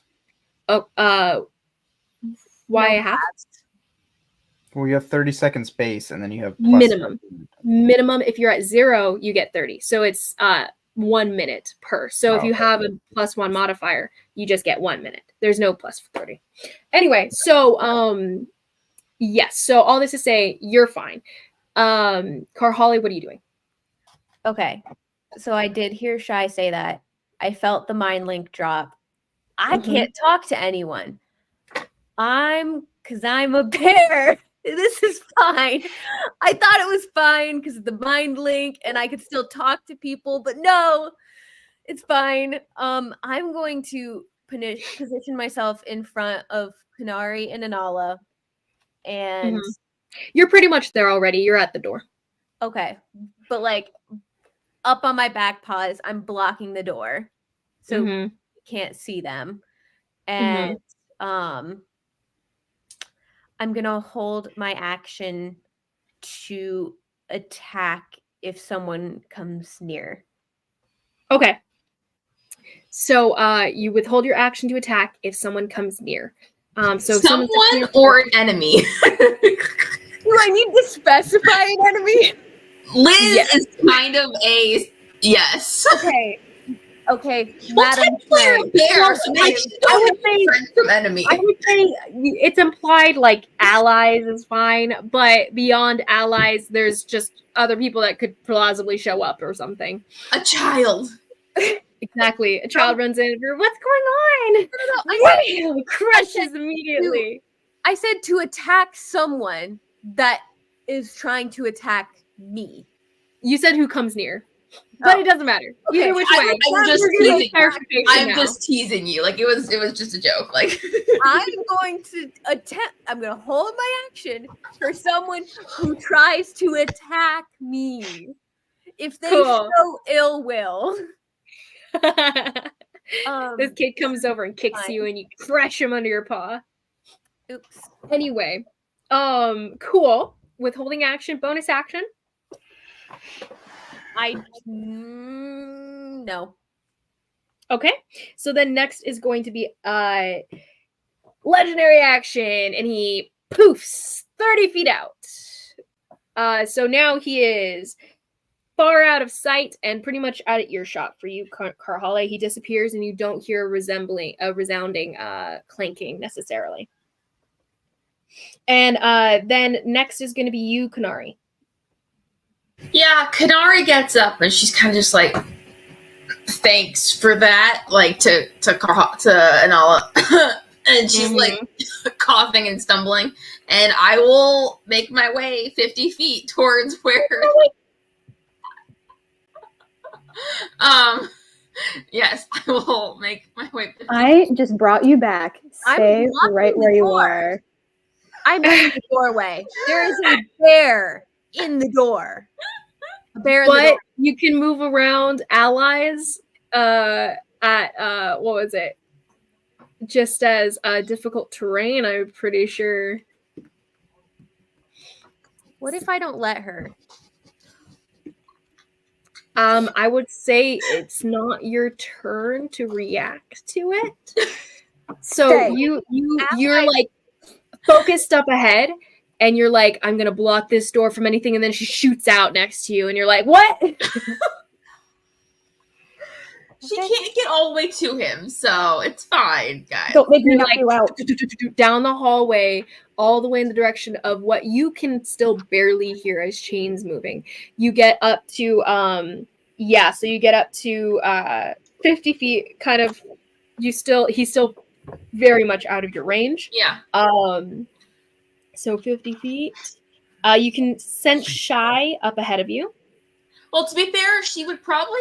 Okay, so I would probably stop just outside of his miasma, because she knows she's you're not even close to his miasma right now. So then she'll go to 50 feet, and I will use a bonus action to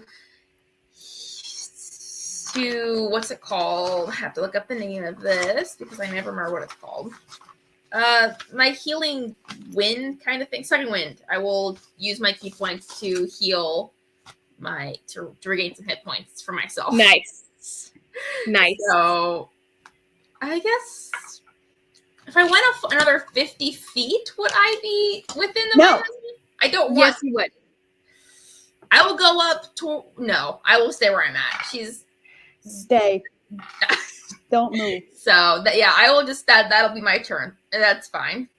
Mm-hmm. I will also reconnect with people because that does not take an action. It does take an action to talk to me, so I will give an action to Karhale to be able to talk to me, basically. Wait.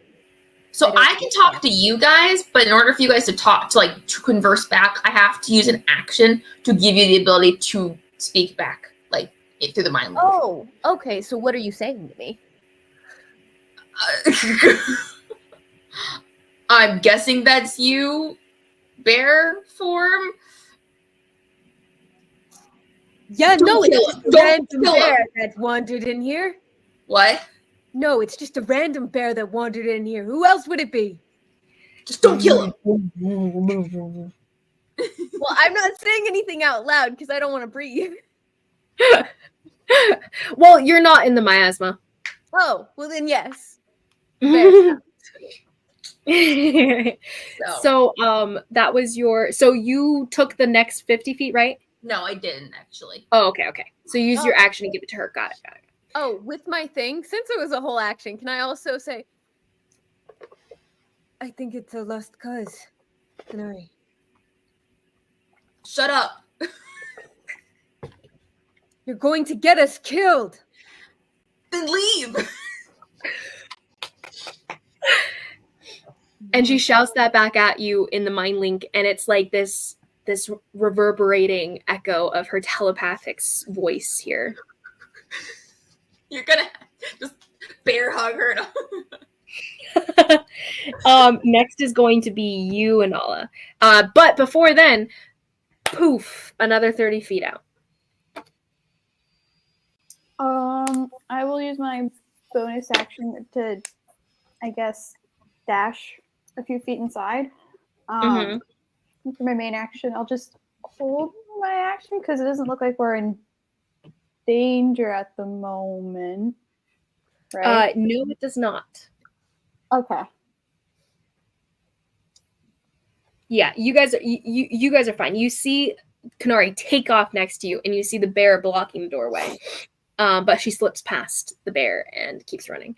So as far as you know, the fight's either moved or it's ended there. You're not quite sure. Okay. But at this point, and after Nala's turn, boom, another 30 feet out. He seems to be getting farther and farther away, Konari. So he's how far now? He is 180. 80 feet from the door. How is he that far? He was only 30 feet from me last round. He's been Oh, He is from the moving door. 30 feet, 30 feet, 30 feet every That's legendary twice action. But so how far is he from me now? He is. You were 50 feet from the door, so you are 130 feet away from him. But how he was 30 feet away from me at my turn. Because he's legendary action 30, 30. He's only taken 30, 2 legendary actions though. This is the third one he's taken. And his original bonus action was also the spirit walk. He spirit walks during legendary actions and his bonus action. No, I know. I'm saying he did it once, so he's done 3 So additional. it's So he's done 4 it 4 times times. 3. 4 total. So 1,200, and he was. Oh, I must have missed. Okay. Or 14, Definitely done 4. 140 at least. And then, yeah. Does he? So when does the range end on his ability? His miasma? No, You for are the- not at his miasma. No, I know, but whatever he used to put me in the frightened stage. It doesn't. You are just frightened. Okay. You are afraid of him. Oh. You know what? It's the end of until the end of your next turn, which is now. So you're only frightened for now. Well, no, it's the end of his next turn.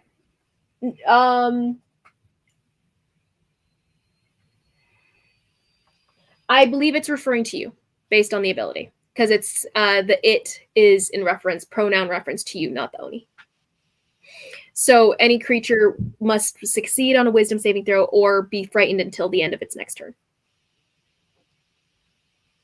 It's vague, and I would probably comment on it if I were the editor. Most clarify the reference Oh no, there. I'm just. I believe it's referring to you because Yeah, that's curious. No, if it says that, then yeah, I agree with you. But most things, that's why I was confused, because most things are your next turn. Oh yeah, no worries. For frightening abilities. So right now you're frightened of him. Like there's this reverberating just echo of your brother in front of you as the creature disappears down the hallway, and it just shakes you.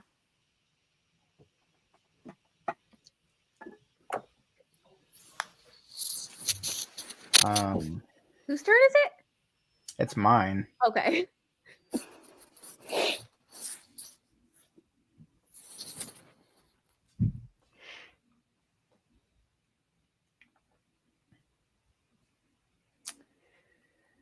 Well, I can't really do anything then. I guess I'll just stumble back and then end my turn. Okay.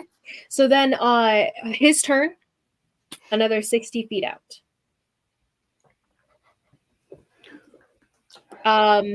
Well, actually, another 50 feet out, actually.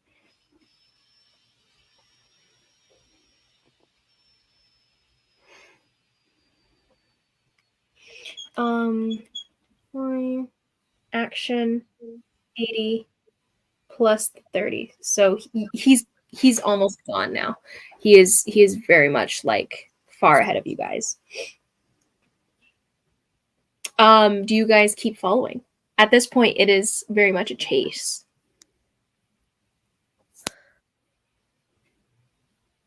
I was going to try to block Konari. Smart move. Because I can go 100 feet I can go 150 feet for a few rounds. So. Mm-hmm. Can I try? I don't know with like order of combat if you're wanting to still take initiative. 300 plus. Sorry, I'm just trying to find out what exactly he is at right now. So, he's 310 feet from the door right now. Konari, you are presently 50 feet from the door. Shy is like 10 feet in front of you. And then sorry, Karhale, what was your question to me? Oh, so it's my turn anyways. It is your turn, yes. Okay. Well, I'm gonna use my and we will stay in this movement order for the chase itself. I'm gonna use my movement and I'm gonna dash and I'm gonna, or do I need to dash to get in front of Konari? You are you have how much feet? 45? 40. 40. You are behind her 10 feet at a regular movement. Okay, then I will dash and I will put my giant bear self in front of her. Okay, so you see boom, boom, boom, boom, down the corridor here, Konari. You see this bear like whip around you, throwing itself and like facing you here, blocking your path as you're like darting as fast as you can here. What do you do? It might be a stretch to use an object interaction to. No, because that would be like. I'm just going to, in the mind link, Konari, you need to stop. He will kill you. You're like right behind where Shy's at, who's kind of just like frozen there, by the way, Karhale. Konari, what do you say? I can't abandon him now. We aren't abandoning him. We're getting out of this with our damn lives so we can get him back. Okay? Don't you dare. You want all of us to be dead because if you go after him, I'm going after you and he will kill me too. Is that what you want? You want us all to die? Because we will follow you if you follow him. By following him, you sentence us all to death because we can't beat that. What would she do? Nothing. You do nothing. You stay right there. Thank you, Anal. Rachel. Isabel wouldn't. Konari is. Oh gosh. Bonus action, shift back into myself and just put my hand on her shoulder. We'll get him back. I swear. DM, can I? Right now. Go ahead. Just not this moment. Can I roll a wisdom saving throw? Or something similar to see if she's going to, like, listen to what Karhale is saying? Yes. Roll me a wisdom saving throw, please. Is that like... Or should it be an intelligence saving throw? Wisdom. All the way. I don't know. It's up to you, DM. I think this isn't necessarily a choice about, like, whether you're dumb enough to do this, because this is you choosing to do this despite knowing you are really low and he may kill you, and that is very much present in your mind, but that doesn't matter to you. You get back up and you get back in the ring, and you're just chasing after your friend here. So it is the choice about whether Karhale is probably, I would say probably more if Karhale is just persuasive enough. So actually, how about we'll go contested Karhale, go ahead and roll a persuasion check to try to convince Konari. And Konari, just roll me a charisma check to see what the DC will be. Well, how strong your will is. Just persuasion check. That is fair, though. That is fair. Konari, roll it at advantage because this is a best friend of yours. Childhood friend. Is mine an advantage because I've got a really good point?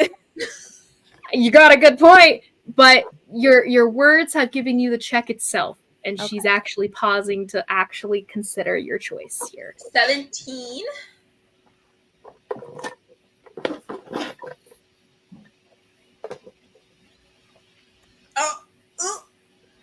I rolled a natural 20. Wait, really? 23. What? 23. All right. Okay. Dang. She tells you with her hand on your shoulder here as she shifts back into her normal form, and she's like a little bit like almost even with you here, and she tells you like, "We'll find him," or what do you say, Karhale? You have my word. We will find him. But right now, there are a lot more people in danger. And he will kill us. Konari lets out this like guttural, like deep yell, kind of, and she turns and she starts just punching the wall like repeatedly, like hard, and then slower and slower, and kind of like starts sobbing and just kind of like crumples to the floor like against the wall and just sobbing and like just muttering, I failed you. And yeah, that's just kind of what she's doing for right now. I think this is the first time that Karhale you've ever seen Konari cry. Definitely.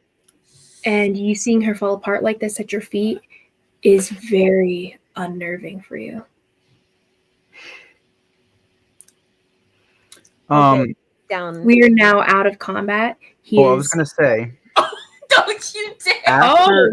After I see Konari fall, because I'm like stumbling back and like in the, and as I'm shaking off the image of my brother, I'm gonna look back and just see Konari screaming and sobbing, and I'm gonna like do a couple double takes and be like, "Don't worry, Konari, I'll get him." And I'm gonna wild shape into a horse and take it. You're joking. Okay, so between Kohale's turn to Konari's turn to your turn, Shy, he is able to poof out. You can't hear him at all anymore. He's gone, as far as you can tell. Far away kind of thing. Do you still go down the hallway in the direction he went? So, okay, how much can he go per turn? Per turn? He can go like round? 111. Because you're doing this as if in combat he gets 3 additional turns because we have 3 additional. Because this is the chase. If it's just me and gets him, his legendary action. He only gets 1 legendary action. No, he gets 3 per turn. Per round. How many people he's against? So it's between every turn. And so since Karhale used her action, Konari just broke down during her turn. Well, I'm just asking how much he gets per turn then. Per turn, his turn, he gets 111. Per cycle, me and him. But he gets another 30 after you move, kind of thing. So Konari probably keep up with him for a few rounds. I'm saying total legendary actions and his movement. So if it's just you and him going at it, he'll only be moving about 140 every act between you and him. He's gonna get he has a big gain on you right now, is the main thing. You're not gonna be able to gain on him. Riding horse is 60 feet, so that's 120 if you're dashing. Yeah. Is there a faster animal? The cheetah might be fast enough for you. The cheetah. The what? Cheetah? I don't know the speed of animals off the top of my head. Maybe Google what the fastest animal of D&D 5e. Well, I don't. Is a cheetah? A cheetah is definitely not CR1. Yeah, I was about to say. The fastest you can get is war horse. Is a horse with 60 feet. There is the Komodo lizard that you guys have encountered, but that's higher. CR. Yeah, that's a higher CR than you can do. Yeah, he definitely can't get more than a CR1, right? Mm-hmm. He gets 104, so he gets 30, 60, 90. Then Basically, he can use legendary actions up to 3 of them, depending on how many people is fighting. I would judge it as like the more threat there is, the faster he can move. Basically. Well, that's what I'm saying. But if it's just me and him, he still gets 3 legendary actions then? No, he only gets 1 in that case. But on his turn, he can move 40, 40, plus an additional 30.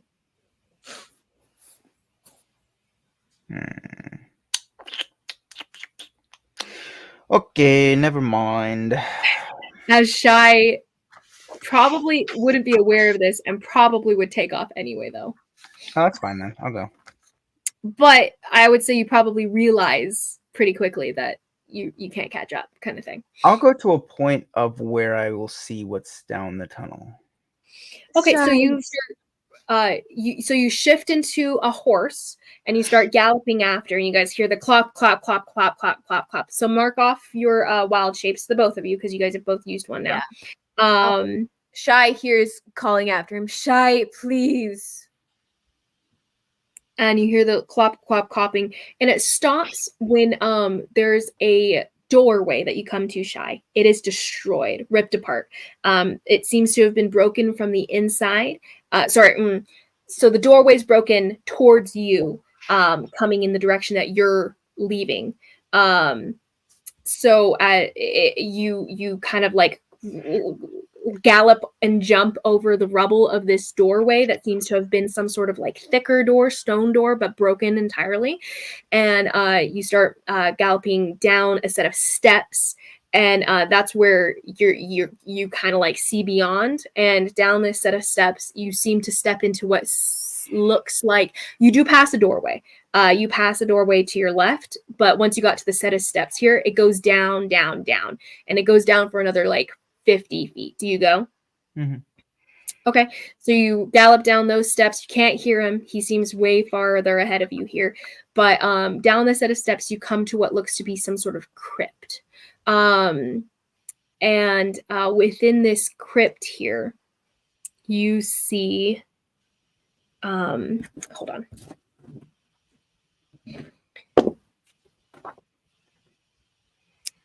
You see what looks to be...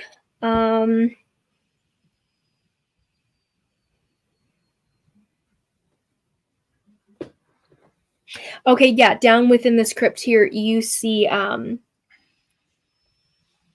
so this doorway that's been broken, it hasn't drawn anything to it yet. But the doors seemed to have been closed, shut tight. Well, not necessarily you could notice that, but you come to a crypt, and once you start galloping, you start hearing movement within the surrounding of the crypt. There seems to be like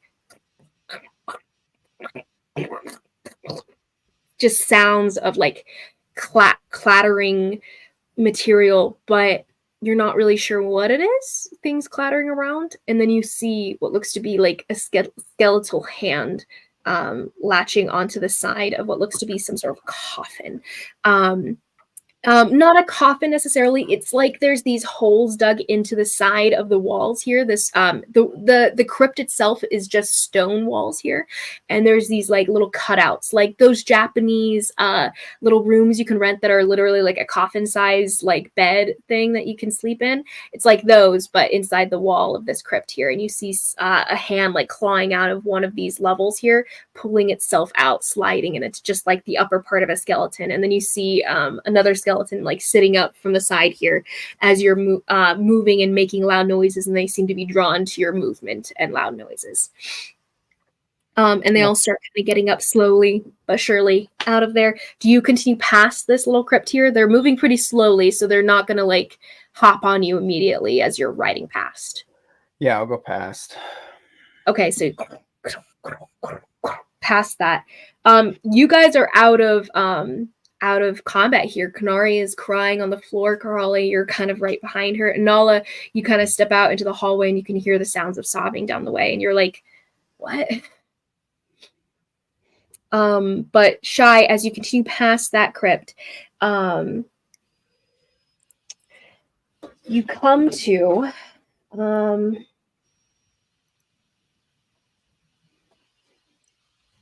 upending all of the DM's points. so you are no longer affected by the robe while you're in this form, by the way. The robe itself only gives your normal form the dark vision. But while you're here, it is no longer on you. It kind of disappears into the nether regions where all of your equipment goes when you turn into an animal. Mm-hmm. So in this case, you are in pitch black darkness as you enter this crypt. You could barely see. I still have 60 feet of dark vision. As a horse?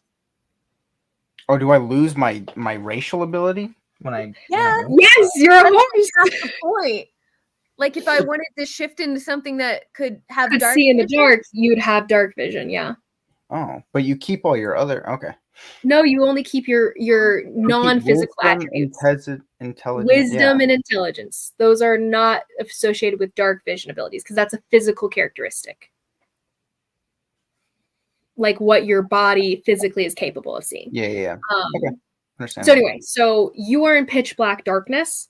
At this point, you start tripping over things. There's holes in the ground. I wouldn't have been able to make it anywhere near this far if I.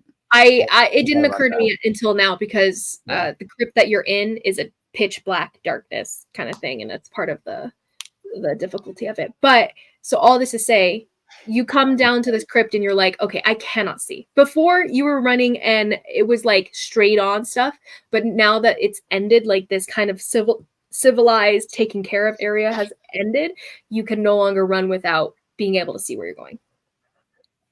Sorry, can you repeat everything? I disconnected for.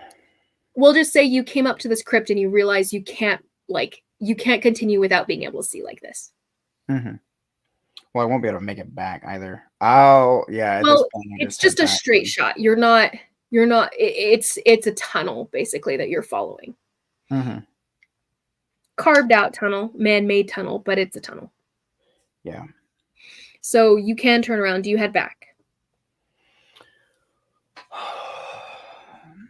So I get past the crypt and just... You get right to the edge of the crypt and you're realizing like you can't really move past this. The crypt itself doesn't necessarily end. You just get past this room. Yeah. Okay. Do you turn around and head back inside?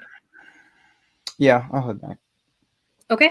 So as you move back through the darkness, they've all stood up out of their little coffin spots and their little sitting spots and their rest and stuff, and all the skeletons are getting up and coming towards you, and they're all going to attack you because you're moving back into the room where you woke them up.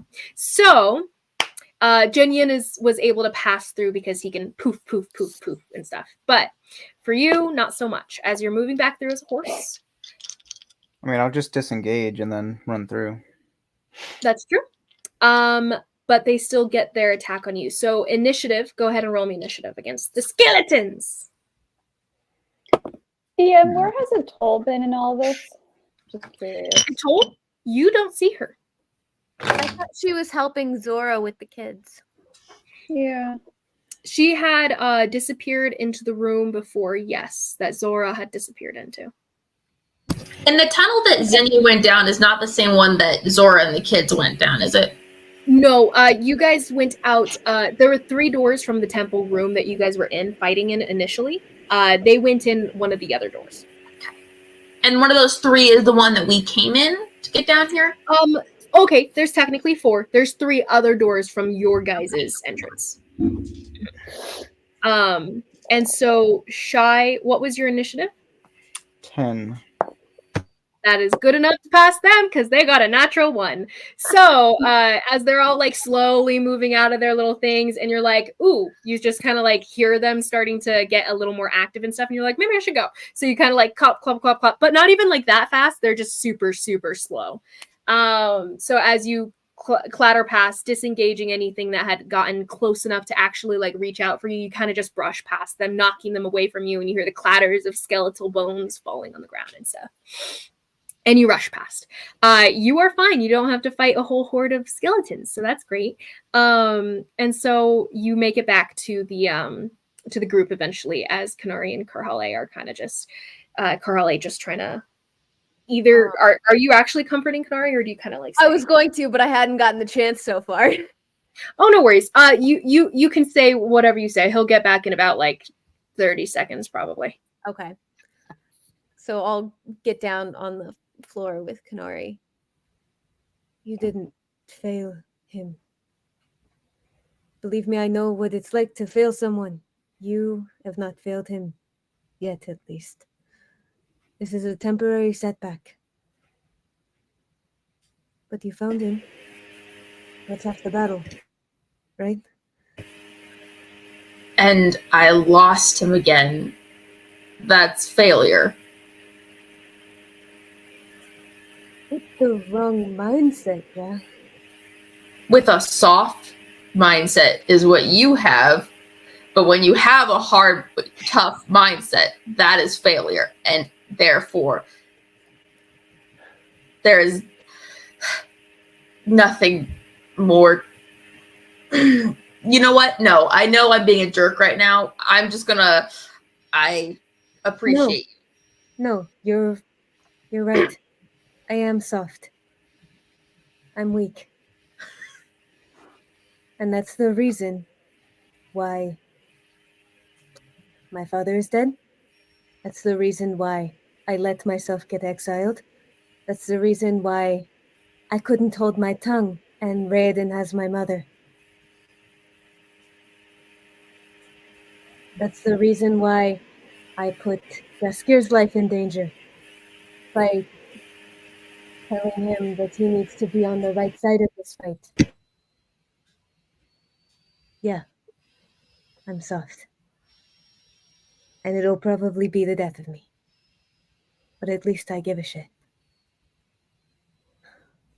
I'm going to get up and I'm going to go try to find where the kids are. Okay. You get up and you're kind of limping Fair as enough, you make yes. your way back toward the room, and you're bleeding multiple places, and 7 hit points. you are rough, so rough, and you're in pain as you make your way kind of just gingerly back into the temple area here. We need a short rest. You pass by Nala, who's long kind of just standing there at the door. Just clapping Nala on the shoulder Good job not dying. and continue past to try and see if I can He find leaves a little smear of blood on your shoulder leathers. And you're like, that's great. And you step into the room, and you actually notice right away that no, you don't, because you can't see. Never mind. You feel a general haze of difference in this room, where before it was suffocating. Now with the clear air and everything, it smells like some sort of incense, like someone was burning something that was totally overwritten by the smell of blood and the smell of the miasma before. But now you're like, oh, that kind of smells nice. Someone was trying to make this like livable and everything, but despite the must of like underground. Does it told Havum Lilo? You don't see anyone, and it's dark over here. You know in the general direction that they disappeared to, though. I'll just call for her and see if I get a response. Okay, you shout out a toll, and it echoes kind of in the little temple area, and you hear actually the door is closed. You do not hear a response. Okay. These doors are like thick stone doors, so your voice does not travel past, you assume. I'll just like keep calling for her and like trying to see if I can figure out where they went. Well, you saw when there was light before, you had seen a toll with the kids with a door to their back. And you know the general direction of that like platform that they were on. So you could just stumble in that direction if you'd like. Or could I light a torch? You could also do that. You kind of like fumble a bit till you find your stuff, and you strike the match, strike the rocks a bit to get the torch lit. Who uses a torch in D&D? Like, come on. Because I can't see shit. I'm joking. I'm like, that's a good solution. Okay, sure. And you're like struggling with it, and you're like, who lights a freaking torch anymore? Craft, Becky. Oh yeah, you have the snap, and it lights up here. It takes a couple snaps to get it going, and then craft, Becky. I mean, I could waste one of my 3 level 1 spell slots to cast Fairy Fire, but Shy, you clap into the corridor back here, and you see Konari kind of like still standing, kind of dazed at the wall here, and Anala disappearing into the room behind Karhale. And on whatever, just my form. He's like clapping, and then you see his whole body like shift to where the horse starts to stand by Beetle, and then it shifts all the way into Shy's body, and he kind of like stumbles next to you at a stop here. I'm sorry, Konari. But I at least know what he smells like now, so if he ever comes around, we'll get to meet him. That's an accomplishment, to know what he smells like. I know what he smells like. I mean, not really. We kind of failed tonight, but that doesn't mean next time we won't succeed.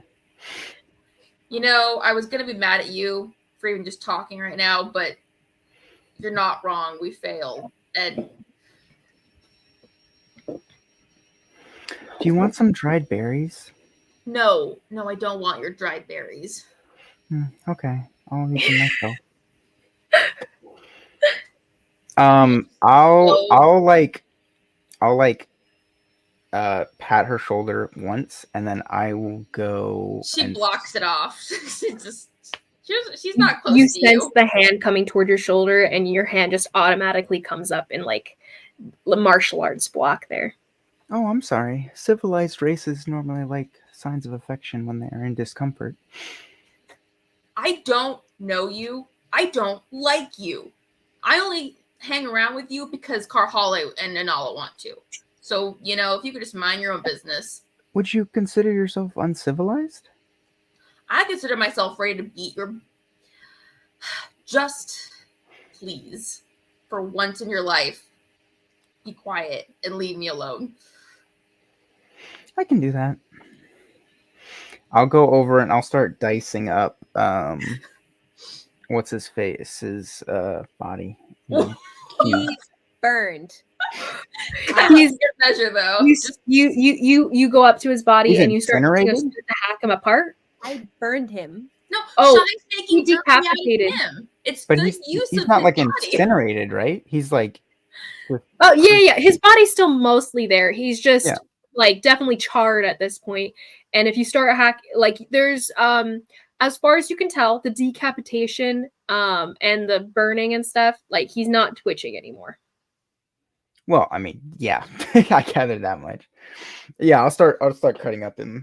Okay, you take your sword and you start slashing. One of his teeth, like whacking it like a hammer, try to saw off these sides here. I'm a little more. I know how to dice up a. You don't have a knife for that specifically. I have several daggers. Have swords. But... That's going to be awkward no matter what you do. What? I mean, I have a dagger. Okay.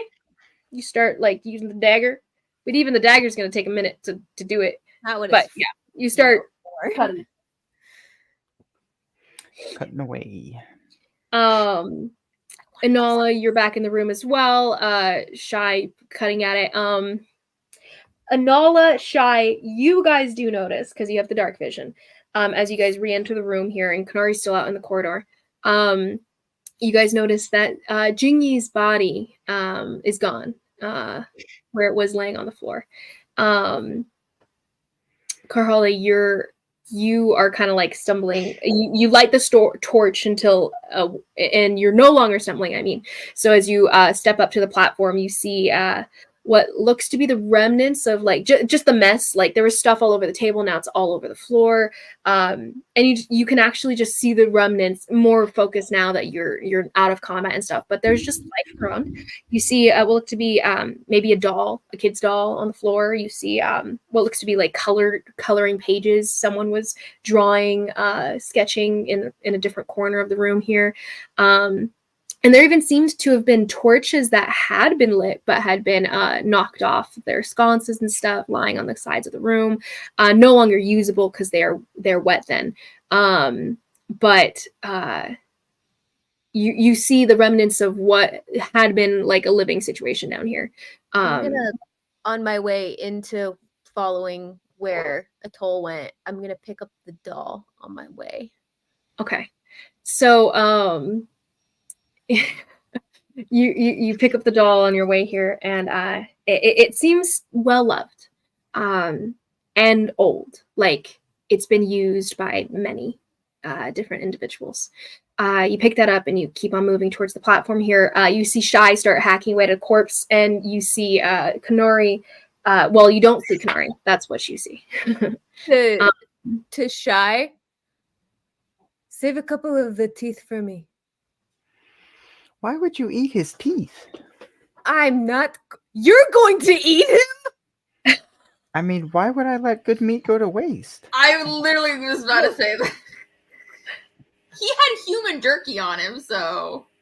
I'm being fair. No, I didn't have human jerky on me. No. Nye did. Oh, Nye did. Yeah. In turn, I'm. Save the teeth for me. Dear God. Okay. I mean, my friend did tell me they have like some minerals.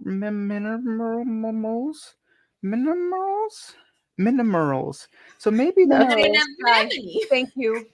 So maybe that's what you want, but I mean, I could crush them up and make like She's a. gone. She gets to the door. I'm not looking your direction, so I'm just working on it as I'm speaking to you. So. You get to the door and you start to fumble with it, trying to get it open, and there's like a kind of a complicated lock going on it. Like not necessarily a lock, but the way to open it is just weird. It was locked, I would just knock.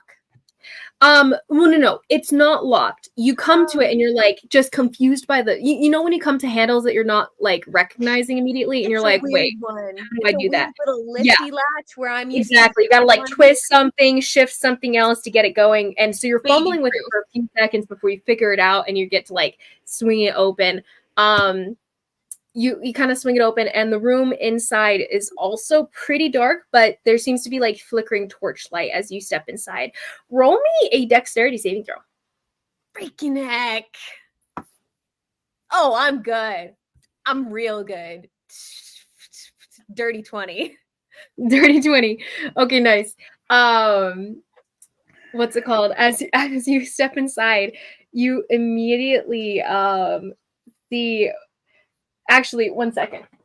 Oh, shit. I hope you have 7 points. You probably need a magic user to Great go first. Karhale Bearsbane, protector of Talai, champion of the Vorthir, taken out by a door.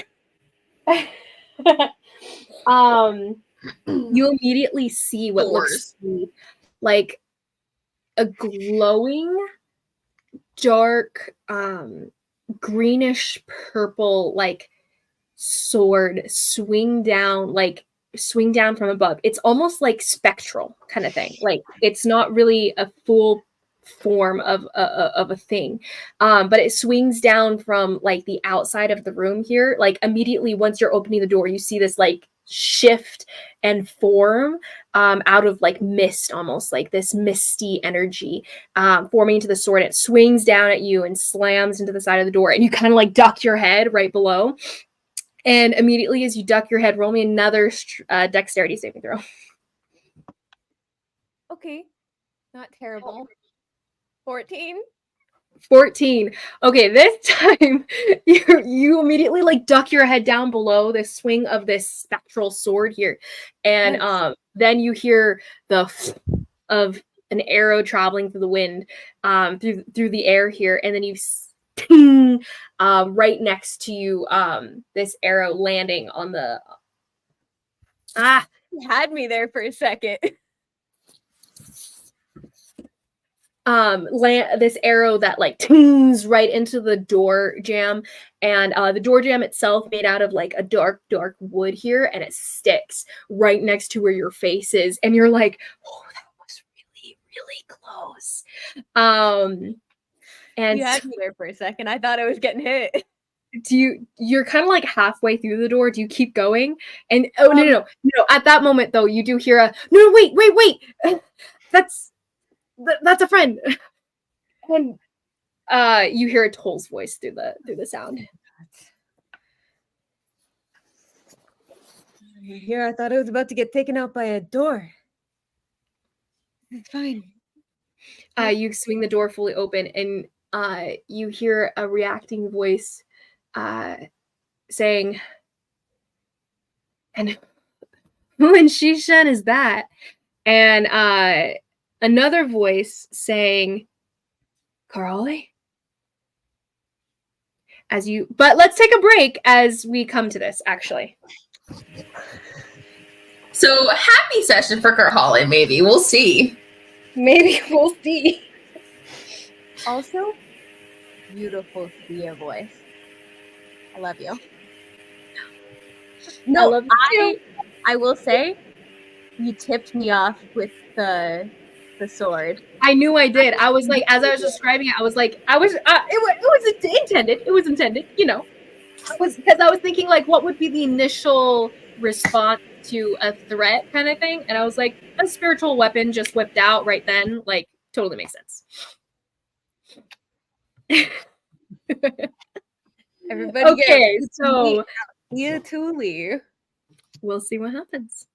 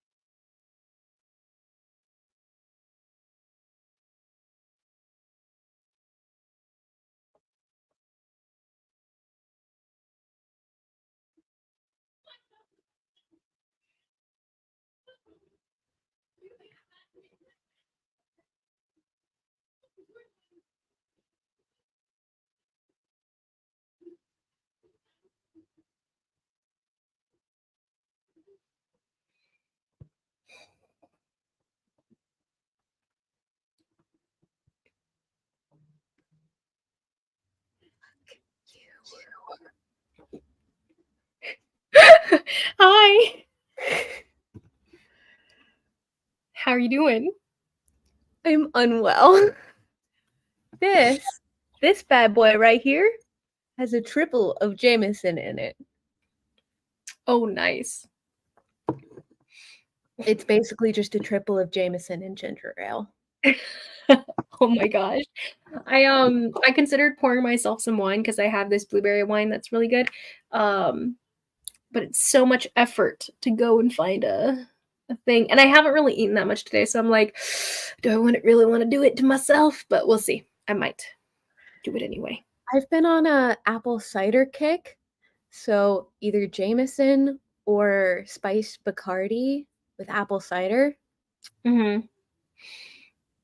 But yeah, I tend towards the Bacardi because the Bacardi is so much cheaper. Mm. And Jared, thankfully, has very cheap taste in alcohol. Nice. The bottles I get for Jared are like $10 to $13, maybe $15. Oh wow. The bottles I get for myself are like $30 to $40. Mm-hmm. Except the aviation gin. That's the only gin he likes. Got you. And that's an expensive bottle of gin. But I want to try the gin that who makes it? Ryan Reynolds. Ryan that's Reynolds. aviation. Oh, it is aviation? It reminded me of that. So I was like, I wonder if that's similar or something. It's really good. Nice. I'd say it's got more of a clean finish. It's a little bit more neutral. Like Bombay Sapphire gin has very, very distinct, like very heady juniper, very strong on the florals and citrus, where aviation, you still get the good hit of juniper that makes a good gin, but it's a lot more herbal and clean. Interesting. Not as much fruity, but it's got a little I can't remember if it's cardamom or cinnamon, but it's got like some cardamom, cinnamon, or cloves or something. Nice. That sounds really tasty. I feel like I'd probably prefer the fruitier one though. It depends what I'm mixing with. Like apple cider, definitely I'd swing for aviation. But if I'm mixing with like lemon, probably something. It's not the Bombay Sapphire. It's not fruity. It's got a vague citrus note. It's not fruity. It's very herbal, and the citrus just highlights the herbal. Got you. I want to see you. I would like to drink with you. I'm very passionate about my gin.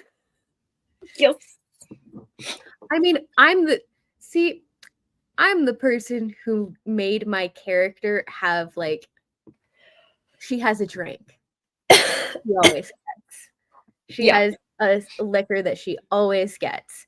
Oh, but I used Irish whiskey because Irish whiskey is just here. I love it. I love it so much. Unintentional. I just felt like Jameson. Got you. I want to. I don't know if I open this wine. I feel like I have to like drink it quickly, and I feel like I won't.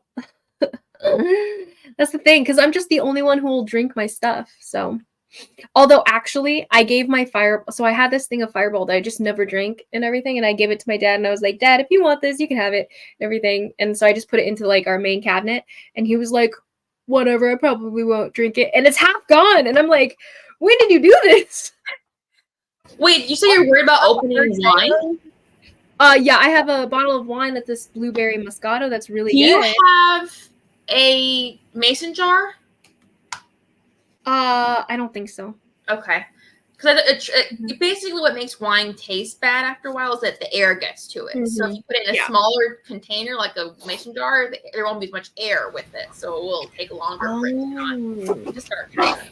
That's cool. I mean, I would just finish it like a week. How long does it put back in? It will last you a few days. Like it'll be a week. Okay. Or so. Fine. Yeah. Like it's still fine to drink after a week. It's just not going to taste as good as it did when you first opened it. But at the same time, if it's not a super expensive bottle, it's probably not going to matter too much anyway. You know how to solve that problem? Just drink it all the same night. Okay, I didn't realize that I am not an alcoholic until I started talking to some of my coworkers, and they're like, "Oh yeah, I finished a whole bottle of wine by myself in one evening." I'm like, Aaron, you also have to take into account you are very small. So, No, not saying I could drink a whole bottle of wine and be okay.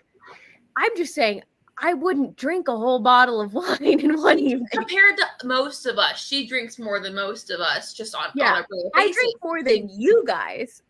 I drink nothing compared to some people I've talked to. You won't have. I will say I am surprised about how much you drink, Nathan. It's concerning. I don't. Yeah, Nathan, you can drink a lot. Nathan's like, I need to drink 7 things of beer before I feel anything. So Oh, Nathan, the beers you left at my house, I brought them to work.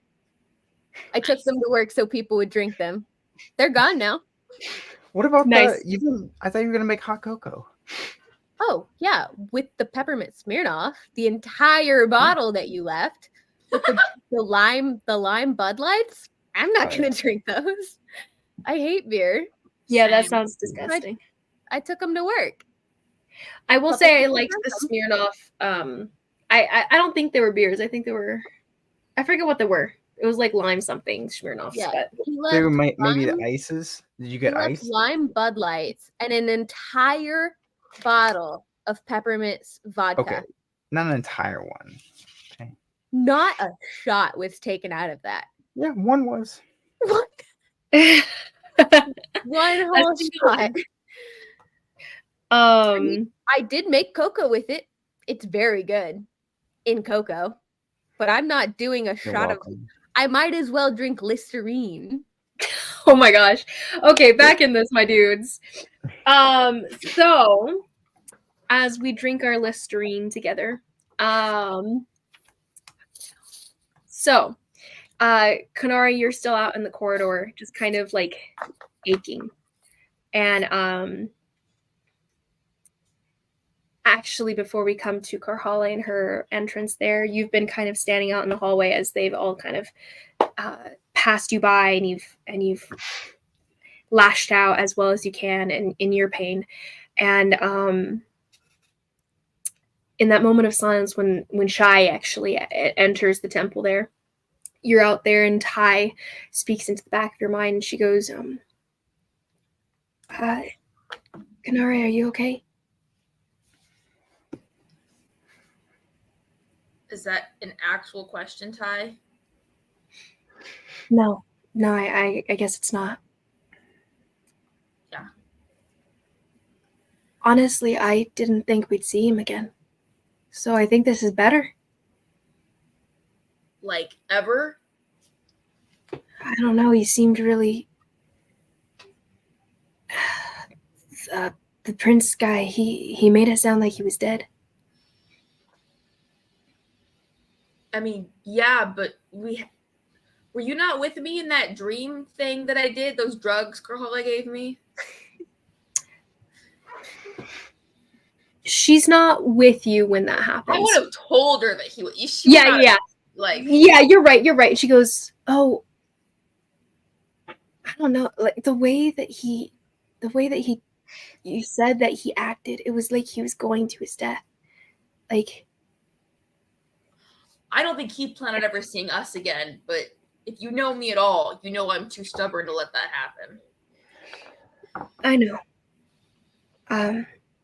But you kind of taught that to him too. Well, we had to survive somehow. Not And that you it's did. worth much at this point.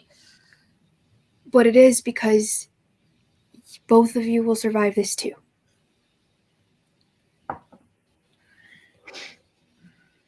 The situation hasn't changed, except you're closer now.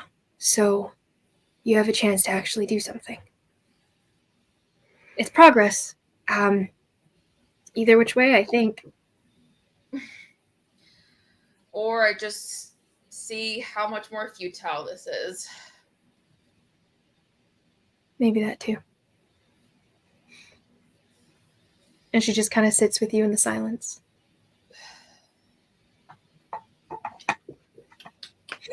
So, as Konari aches out in the hallway here, Karhale, you enter and... I was going to say, Konari would probably grab some kind of, like, a stone or a piece of rubble or something that's kind of sharp, and she's just holding it in her hand and just kind of using it as, like, a focusing tool, you know, trying to, like, basically bring herself back into the present like moment. grounding yourself in that. Yeah. But anyway, she does that. Not easy. What? It's not easy, as you do. Like, there's the echoes of just the fight that you just lost here, that like keeps on bringing you to the pressure in your hand as this weight is holding you down to the ground, and it's hard to focus again. Back inside, Karhale, you duck, and then ting, right next to your head and everything, and you hear a hey, she's fine, she's a friend, from Atoll deeper into the room, and the responsive, what in the Shishen? And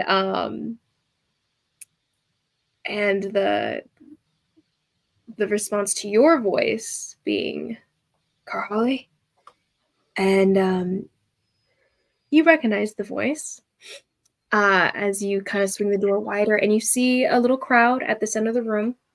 There's a table at the center of the room. It's a rounded table here, more rectangular but still rounded, with multiple chairs around it. You see a couple kids lying on it, unmoving, and multiple other children toward the corners of the room here. And standing around the table, pulled the chairs out, kind of separating them from the table itself, just kind of haphazardly laying around as they're standing around these two kids on the table. You see two individuals, hard to see most of them. They actually have these large hoods made out of these large shawls that are just kind of wrapped around their body, cutting off most of the view of their face.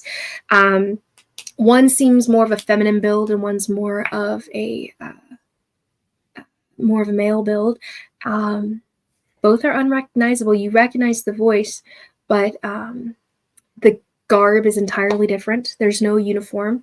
It's not commoner clothes. It's more like Sanskar wear than anything else.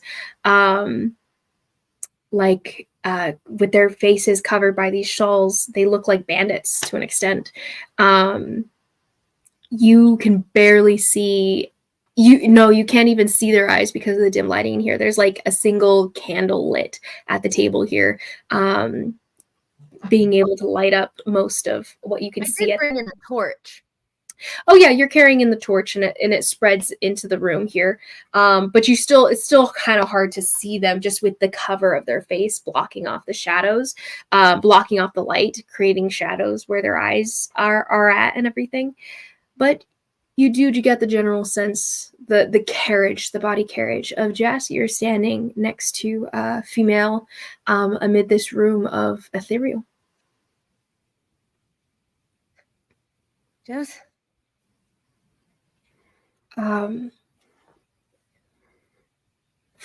Wait, and he turns back to Atoll, who's standing next to the two of them, and he goes, you're that kid. And she goes, who are you? What? And he, Jess, I was really hoping you'd have come to your senses by now. what are you doing here, Carly? What are you doing here? I knew you were insane. I knew you were insane, but I'm not gonna lie. I didn't think you'd actually. I don't know. Bloody your knuckles for me, so to speak. He kind of like scratches his head and he goes, no.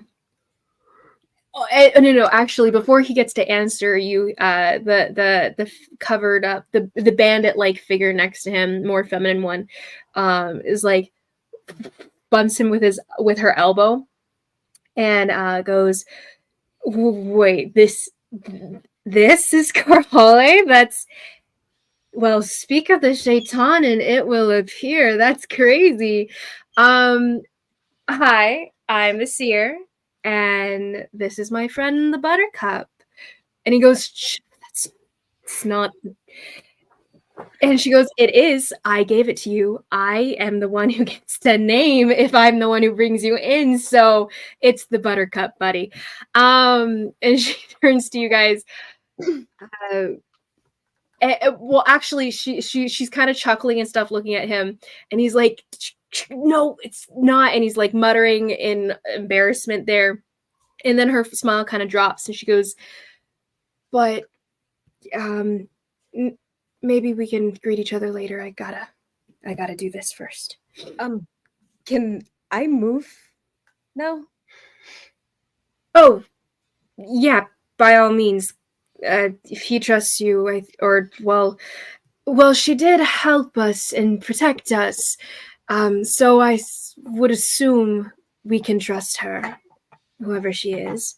And that's from a woman that you had heard called Zora, standing a little bit a ways away from the table, kind of with a hand on a head of a child that's like attached to her hip here. She goes, "They'll be fine. We have the seer here to," and she kind of crouches down to the child's level here. She goes, "We have the seer here to take care of the kids. Okay?" And she kind of just like ruffles the hair, and the kid's still just sniffling and stuff. And she goes, "He'll be fine. She'll be fine." And she just kind of turns back to the front of the room as you see the seer start to wave her arms around the body and placing a small crystal on the center of the body here. And she goes, "What were you saying before about the You know what? She goes, "I can only do this once. And you said something, Zora, about the and they kind of like come up to each other and start to speak to each other in Talon for a minute. For just a few seconds here, an exchange. And before and then the seer goes, "Gypsy, can you go and grab it for me?" And the gypsy kind of like not sachets, but like moves out with a bit of like a flourish out of the room, sweeping past you, Karahale, as she goes to fetch something. And she seems to move down the platform behind you, and she gets to the body where Shy's still hacking at it. She goes, "What are you doing? You don't even know what you're... Get away from it!" Oh. And she starts to like actually go through the burned up charred body, trying to like pull out the remnants of the tattered clothing that's still there, searching for something. I mean, I can give you some if you're hungry. She kind of like sputters a bit. Okay.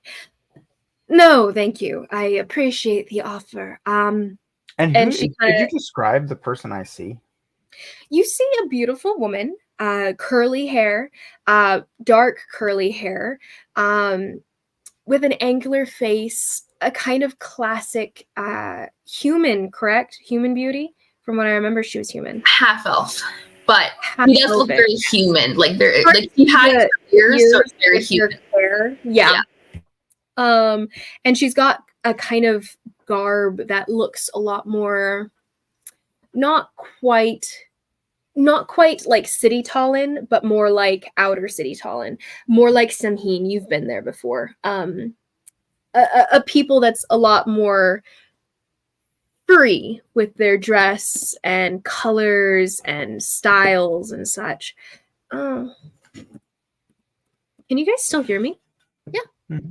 Oh, okay. I don't know why, but my computer keeps on like sleeping and everything, even while it's in use. Yeah, I don't know why it's doing that. I don't know why.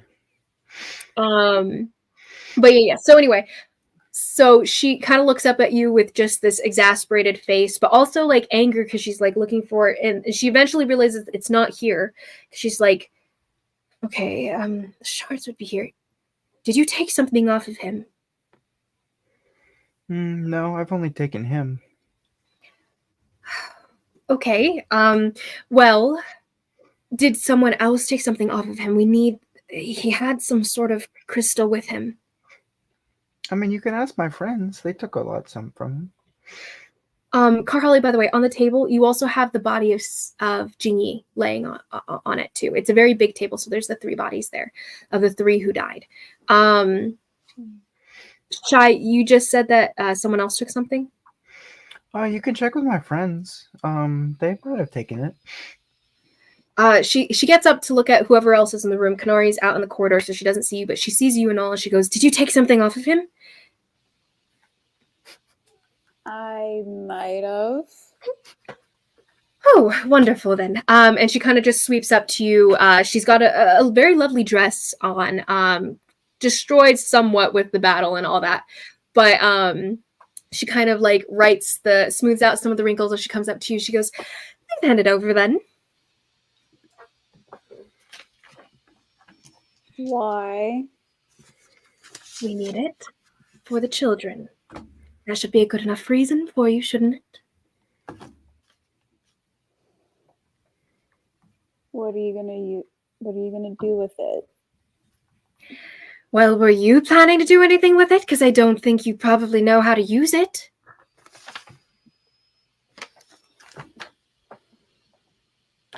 Or at least I highly doubt it.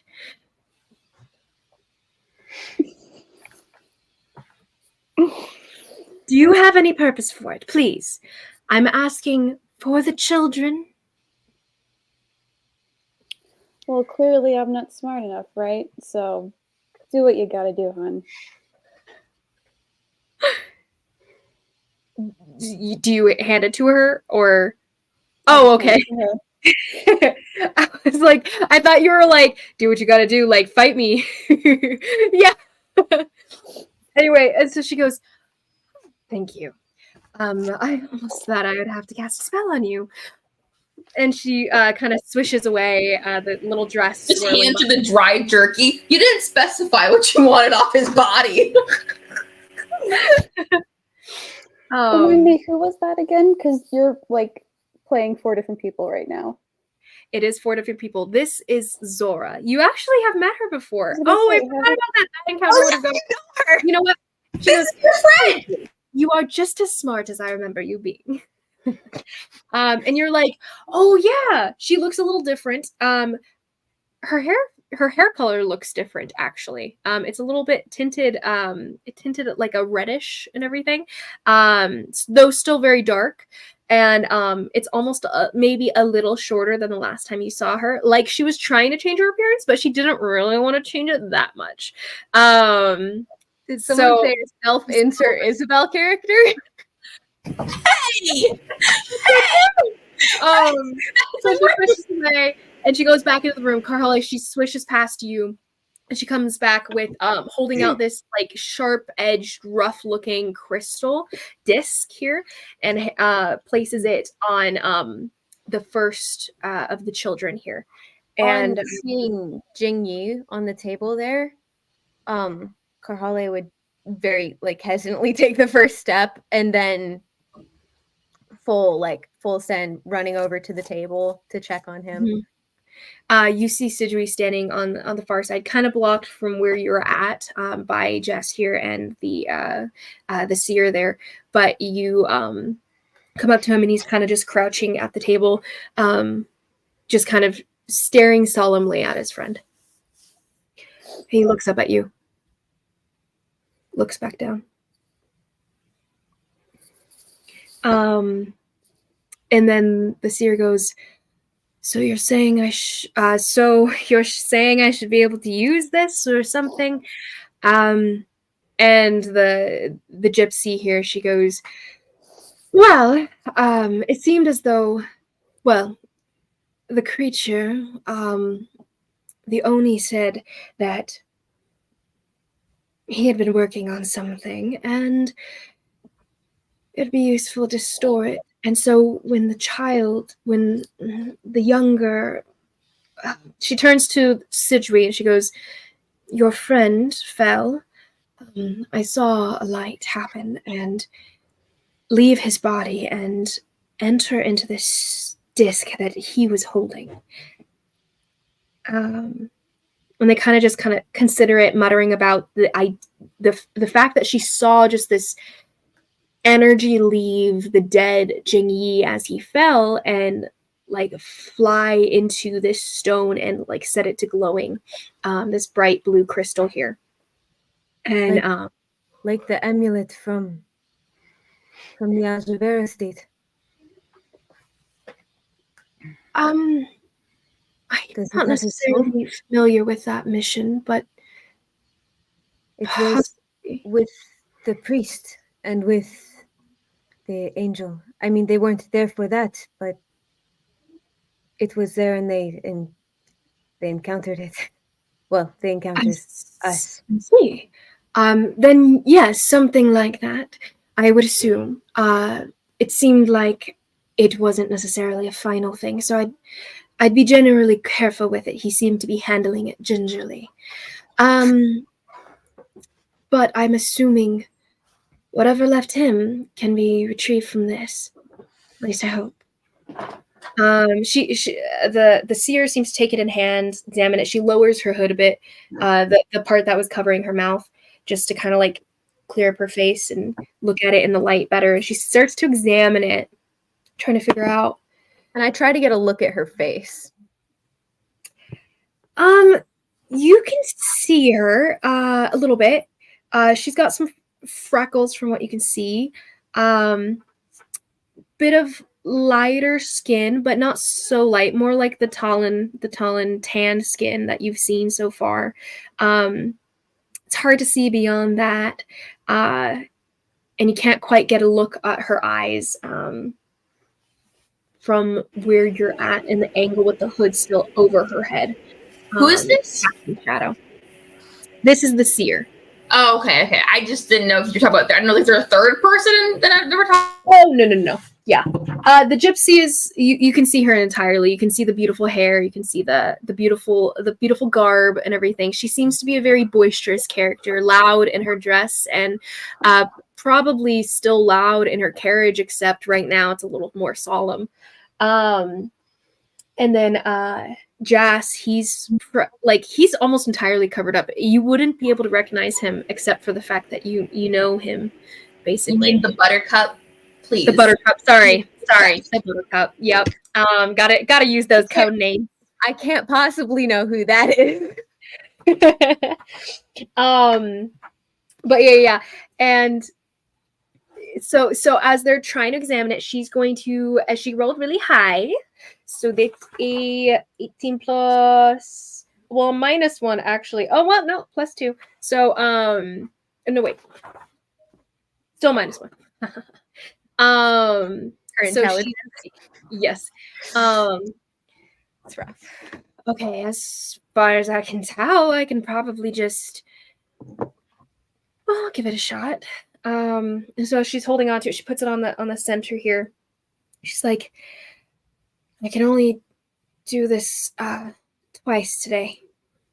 And she kind of looks between Sidri and Zora, and then her eyes dart to the two bodies on the table here. Sorry, kid, but the kids are and he goes, and Sidri just kind of puts his hand up. It's all right. He can wait. I'm gonna reach across and take Sidri's hand. We brought the toll back. We can bring him back. We can at least try. Okay. And he just kind of like stares. And so as she starts to set up, Zora kind of like moves off to the side, drags one of the kids over and is like, "You're really close, okay? Just ask him to come back," and like whispering into the kid and stuff. And they kind of surround the table as this ritual starts to be set up. It's different looking from what Hangwa and June set up before. There's no music here. Instead, it's almost like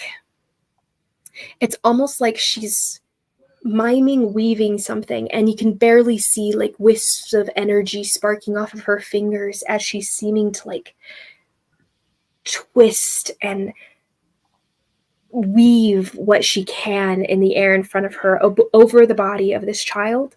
And you start to see the glowing of the crystal as it starts to dissipate and almost disintegrate into the air, turning into its own magical energy. She starts to weave around above this child.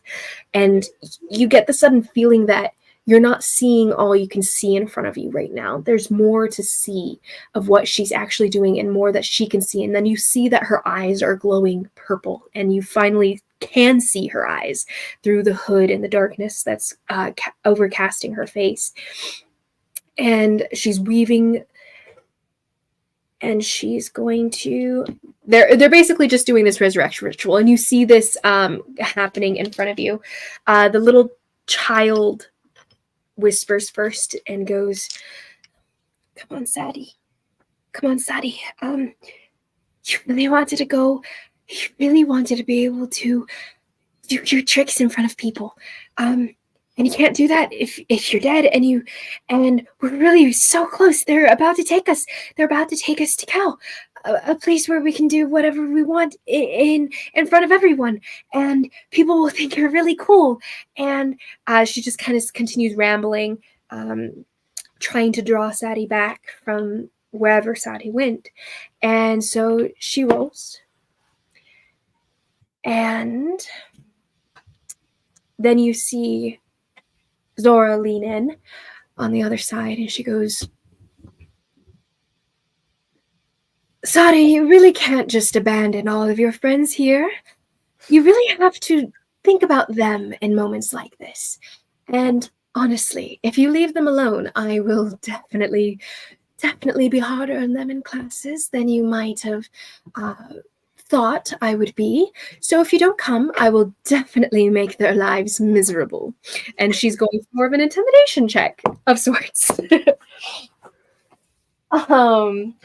So then we have lastly, well, wait, I don't think the person running the ritual actually makes one. So there's going to be no. Yeah, there's going to be another, because Jas doesn't really know this child. So another kid was brought up with Zora here. This one younger, and just kind of whispered into the ear of little Sadie. And you can't really hear it where you're at, Carhali. It's so soft, whatever the little girl says. Okay, so then as the weaving kind of comes to this in a faster speed here, you see all of their eyes go blank for a second, like they're no longer here. Her hands freeze in the air where they're tugging on what seems to be strings in front of her.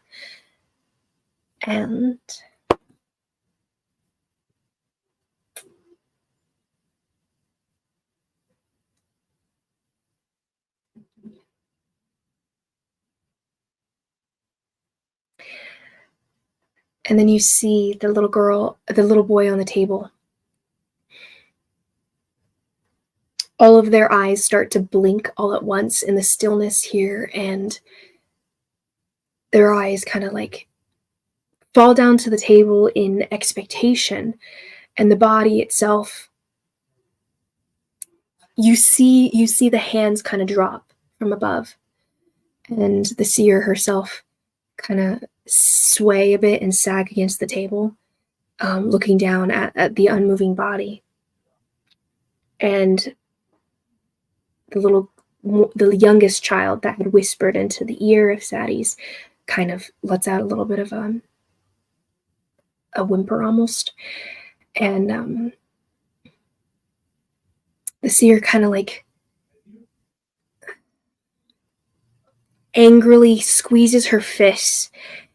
She's like, "You can't just..." So much more that he could have done, so much more he could have messed with. And she just kind of like looks up, and there's another flash of purple, and then you hear from the body on the table.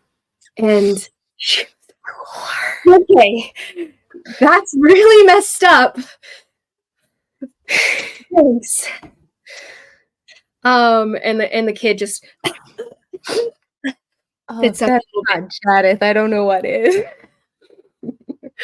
And the little girl that had like whimpered and started to sob, full on starts crying, happy crying, and like throws her little arms around his body over at the edge of the table here.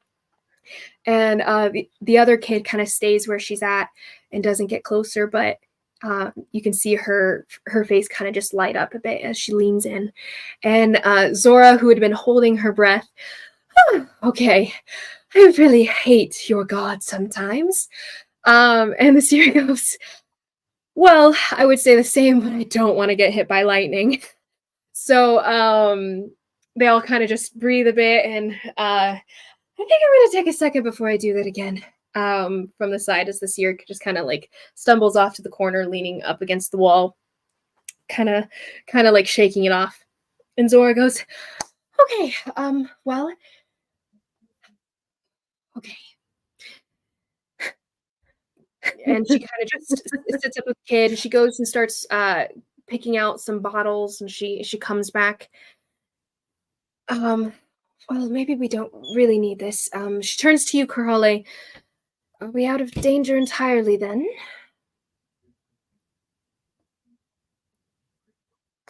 I assume since you're back. All due respect, but the city's on fire. Yes, that is true. I mean, like, there's not anyone that's in going the to, general sense. not like attack us in the next 5 minutes. Exactly, yes. Well, 5 minutes is being optimistic, but with my luck lately, it's... Yes, we are safe for the moment. Thank you for the very complicated answer, but I'll take it. Children, well, we probably should save these for more dangerous moments, so just rest, Sadie, and regain your strength, all right? And she just kind of pats the kid on the shoulder, and he pulls himself off of the side and kind of like still in a daze and goes and sits with his friends, and they're all kind of like huddling over him and hugging him, and some people are crying and some people are just like, shake it off, and like punches his shoulder and everything, and the kids are just reconvening. The little girl that was at the table stays standing, looking at the little girl who's still unmoving on the table. She's just kind of like sitting there, sentinel. And Sidgwi stays unmoving, just kind of watching Zhen Yin at the side. I'm gonna over to the seer, like, very hesitantly put my hand on her shoulder. She kind of like once you touch her, there's this this full body flinch of her turning and grabbing your wrist and trying to like move you into a grapple. So she moves to grapple you.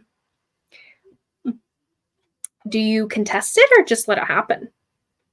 I'll let it happen. Oh yeah, she rolled a 19, just basic 19 plus a million probably. No, plus a million. She's not super strong, but she's not. She's still got a bit. She's still got a bit. Do I need to remind you that I have a strength of 22? That's true. That is true. I let it happen. She's got this 19, and it's a strong grapple. It's a good move, like the one she uses on you and everything. And you're like, oh, that was like really good, and it brings you down. Like it's the motion of the thing, not really your strength against hers. It's more the using the strength against another, the body and all that. She seems trained as she brings you down. Oh, sorry. Nice.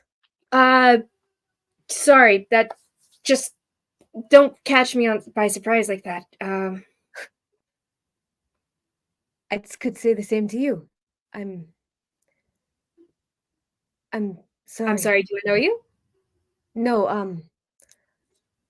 I'm sorry about them. You know what? Is this because I'm traveling with the Buttercup? Because no. There's nothing there. Like, to be honest, I find him really annoying. No offense, but I find him really annoying. No, I meant about the cubs. I tried my best, but at least he's dead. Thanks for that. I don't know if I could bear having on my conscience one more death at his hands for me not killing him at this. You have nothing to do. Kids are hard to protect, especially with creatures like that. I mean, that they even found their way here is crazy. Honestly, I thought we were protected from that. So no, that is. It's not not my fault, but I should have known better that night. How do you even know how to get here? I mean, Jess wasn't with us when you knew him, so he couldn't have told you. So, Jess? Is that a little too informal? It's purely because I think of him like as a brother. Okay, listen, there's nothing there. I mean, even if we were the last people on Earth together, like You can stop it would talking. just never happen. Stop talking. Knowledge. Please, by Taylor, stop talking from like a little deeper past. She's like, I'm just trying to clarify, okay? I don't know where she's at. I'm not sure. Like, she sees just a random girl traveling with you. Like, I mean, I don't know. Told him to find you. I mean, the storyteller. Well, Long story short, the storyteller told me that you were trustworthy, and I knew that what's happened. I don't know why he'd say that, but sure. Long, very long story that we honestly don't have time for. Yeah, unfortunately no. But how about after things are settled down a bit, we can totally talk crap about the buttercup here. I'm sure we'll get along great. Okay. And she kind of rolls up the loose sleeves here and she scoots past you, moves back to the table. Okay, let's do this again. Of course she is. Of course. That's who I sent him to. That's great. So over the she's talking aloud, talking Yeah. to herself, unaware of her surroundings.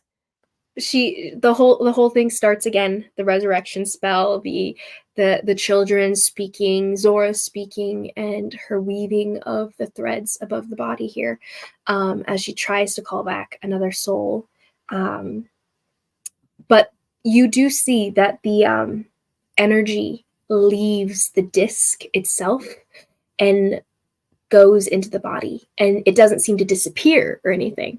It's just the soul seems to have been captured in it, because you know that there has to be well, actually no, it doesn't necessarily have to, because she's a divine cleric. You've learned that. However, the soul seemed to not be in a divine domain in this sense. Instead, it was in a physical object here, sitting by the table on this, within this disc. This soul catcher of sorts seemed to have captured the souls when they died in the room nearby night. And so you basically just see this resurrection continue. Shy, you're outside chopping at the body. Zora came by, took something from Inala after she found nothing with you, and went back inside the room. The door's, a little bit open, but like a little bit of a crack there. And what, Konari, are you still out in the corridor? About like a good, probably like 10 minutes, 15 minutes have passed since things had quieted down. Konari would probably have come into the other room, but she's still kind of staying like along the edges or whatever, just so she's like in the vicinity but not really being involved with anything. So she's not going into like the room where everybody is right now. So got you. So Shy, you can see her hovering at the edges of this temple main room here, the grand hall here. Inala, you also see Konari hovering at the edges here. Are you two doing anything? I probably would have seen if they needed any help with the kids, if they needed it. And then after a while. I You probably head would've- into the room, and you catch the tail ends of the conversation that Karhali was having with the seer, as well as one less body than what you remember going down being on the table here. But you do still see Zhen Yin and the body of a child sitting on the table. And you see the seer stepping up, rolling up her sleeves, and starting another resurrection spell here. A raise dead spell, specifically, which you are vaguely familiar with. Mhm. Yeah, and then after helping them if they needed anything, I probably would have gone to check to see if Konari was okay. Mm-hmm. Yeah. Kids, Holly's sitting like she sat down against the wall when she got done talking to the seer, and just she looks like hell. Covered in blood. It's fine. I'm fine.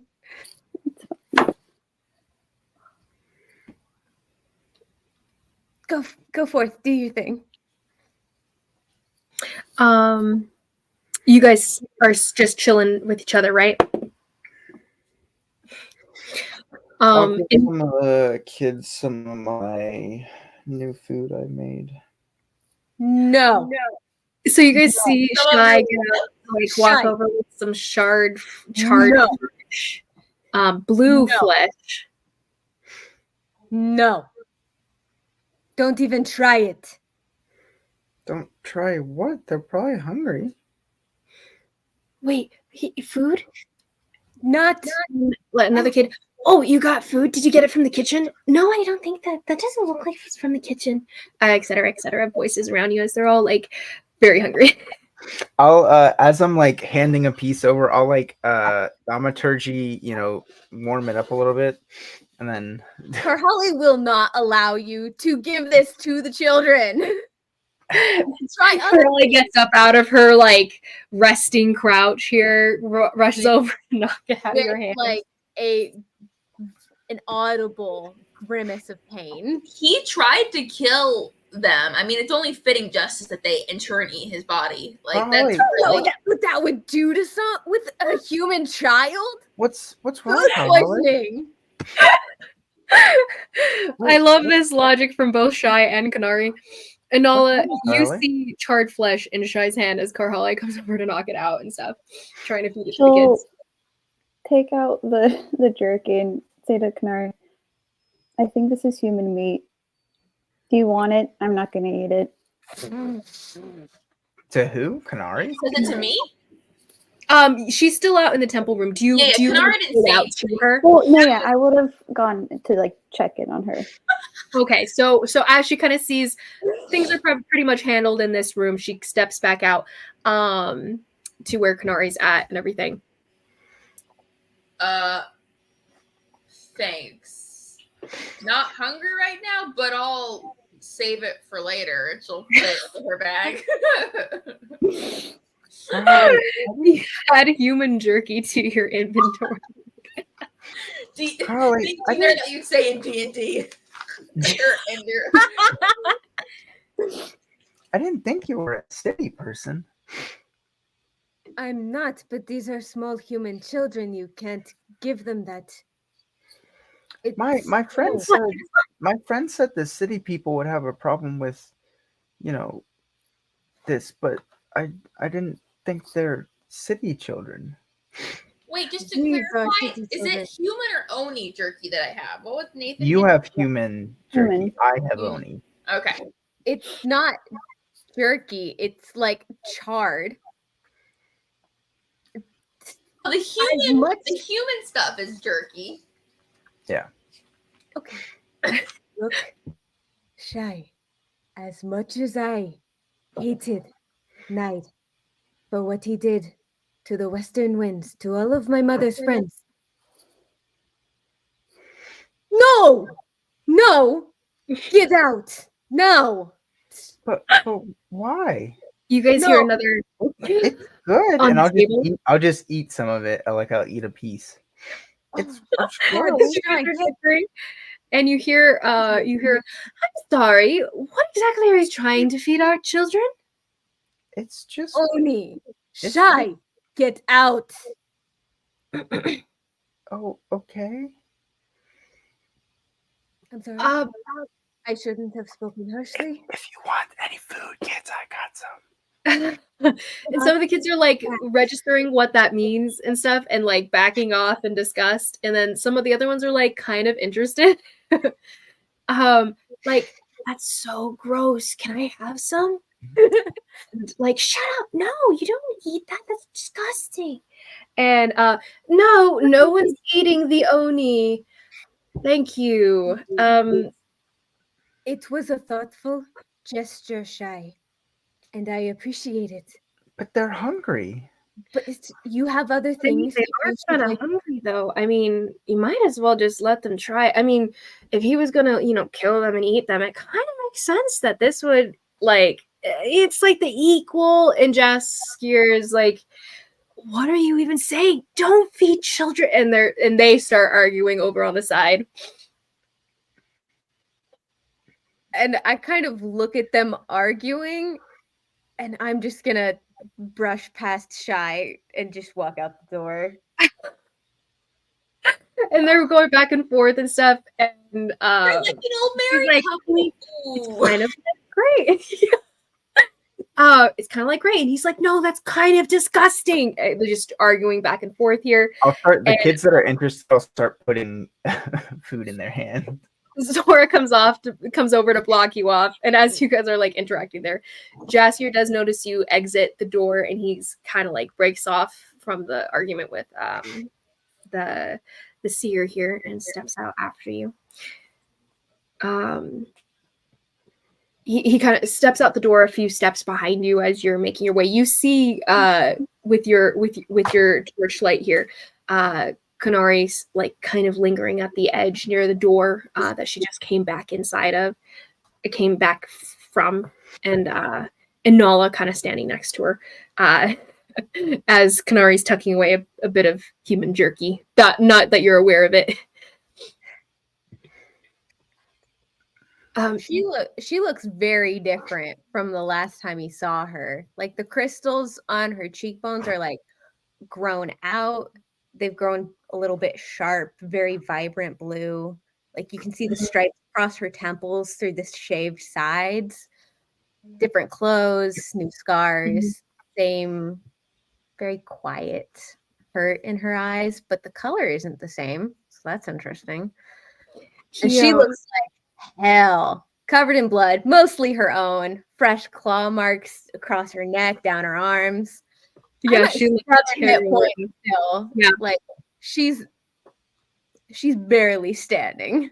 He pulls the hood back, pulls down the mask as part of this shawl hood thing going on, and he kind of catches up to like stumble around you to face you and stuff. And he goes, "Hey, are you all right? You're looking kind of rough." Kind of looks you up and down. He doesn't even wait to answer for your answer and stuff. He ends up pulling out a bunch of little like vials and bottles, and he's like picking between them, kind of like muttering under his breath. And as he's like looking through these little potions that he seems to have on him, in a little sack on his shoulder, you kind of like take him, and he also looks very different from when you last saw him. So before he looked very well, like he looked like the military taken care of like well shaven, well kept, like in order and everything. And now his clothing's disheveled. He looks like a random bandit. It's like taking someone from like a library and sticking them into the middle of one of the Sanskar camps and stuff. It's very off-putting. His hair is a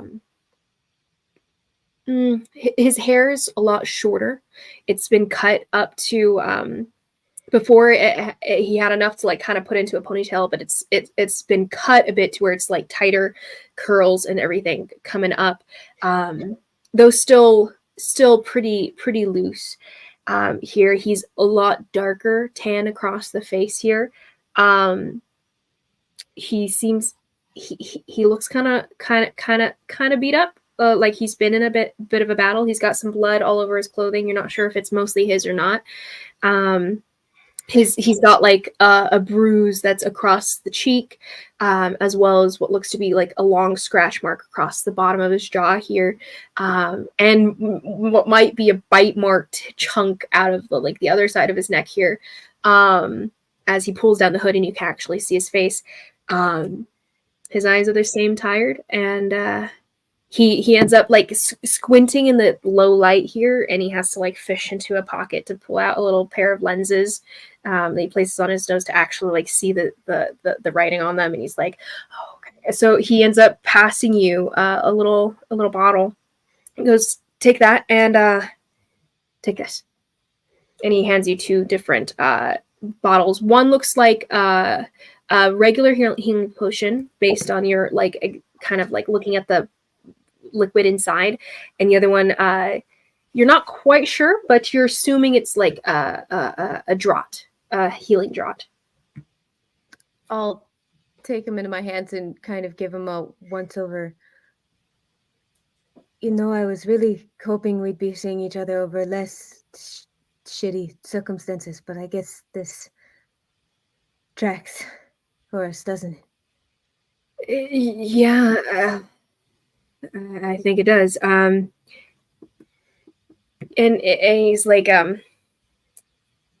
listen, the last time we talked, well, I'm sorry, okay?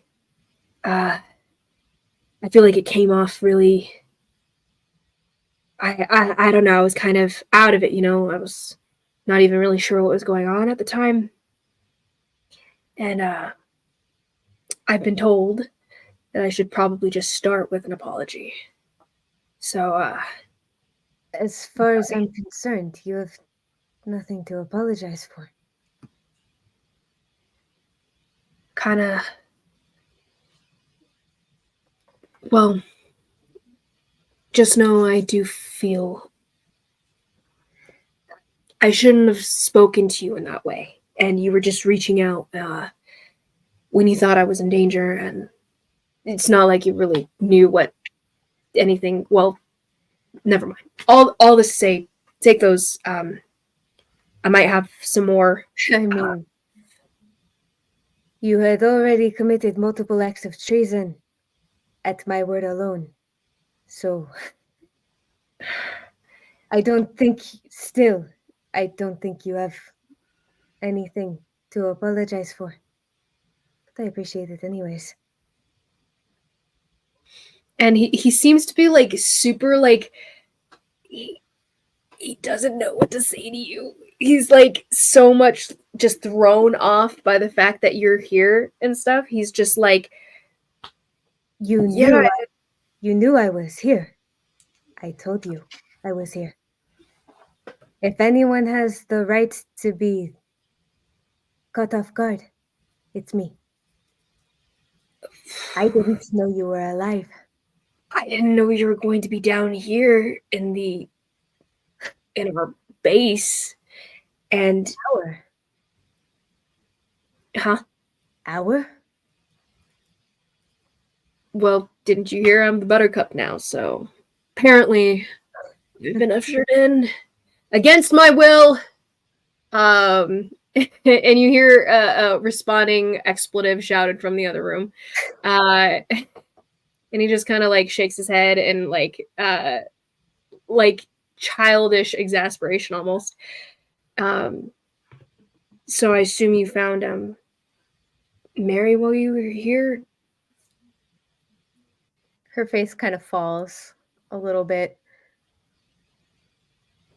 Well, what does that mean? Is he all right? I don't know. I haven't seen him in a few days. And with the siege on the city, I don't know if any of my allies in the city are alive anymore. So far, I mean, you are the only ally in the city that I know is alive. Okay. Okay. I'll let her know she's got a way to contact him, I think. I know. He'll be fine. He can take care of himself. He's not a kid. Can he? I mean, he tried to help us on that heist, and he was honestly kind of useless. No offense. Heist. He helped you with a heist? So I know I owe you a bit of an explanation. And you owe me a bottle of rum, so how about after this we do both? Sure, after this, I'll buy you all the rum you want. I owe it to you. You think you owe me? That's cute. To be honest, I don't think I probably would have. I probably wouldn't be here unless I almost died. And she almost killed me. And you hear her responding from the other room, it wasn't my fault, from the other room. And he goes, yeah. He goes, probably wouldn't have happened unless, you twin dreamed. And he kind of like stumbles over it a little bit to talk to me and stuff at the time. So Sorry, I think you might forget sometimes that I'm not Talon. Twinning dreams, does that mean something to you? Because I've used it to contact my mother. I've used it to contact my friend Trig. He didn't think anything of it. My mother didn't think anything of it.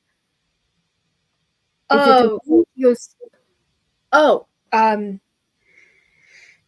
right. Yeah, you're from Kel. I'm not from Kel. Sorry, I think I owe you. If not, I don't think we have time for an explanation. You don't have to say anything. It's totally fine. There's no meaning to it. I don't know what you thought. I'm gonna head back inside. I think I owe you. I think I owe you something, though. He stops at the threshold and he turns around again and he goes, An introduction, at least?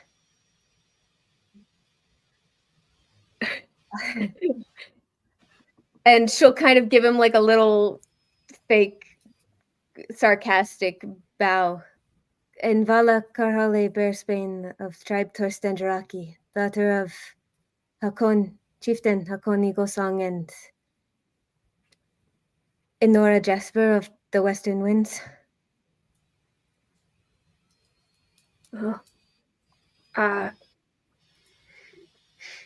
Because he doesn't know that name, right? You'd thrown the name Enora before, but not the Western Winds at all. Yeah. No, I've not even mentioned her name or my tribe. I've not mentioned my tribe or my mother's name or anything like that.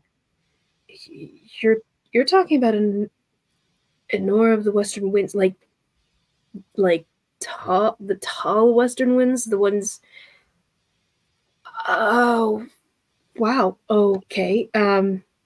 That's cool. I mean, if I had known that was significant, I would have led with it.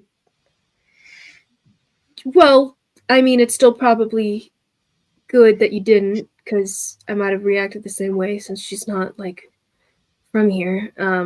People know that. I mean, she's Ati. Yeah.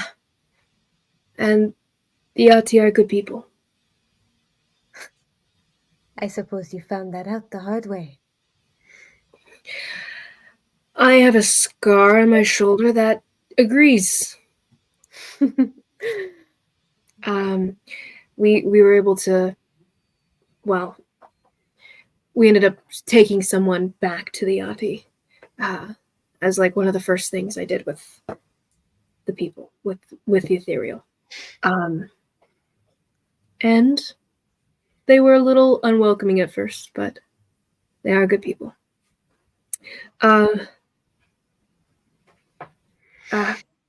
It's nice to meet you. Karhale Bearsbane, Torsten, Draki, and Vala, and there's a lot more that I lost. But And it's not technically my name, it's a title. oh, It's I don't recognize it. Sorry. This side of this desert, they might call it princess, but that's not. I don't like using it. It's like pretentious and self-important. I prefer Envala. I mean, not that it matters anymore. Okay. Fine then.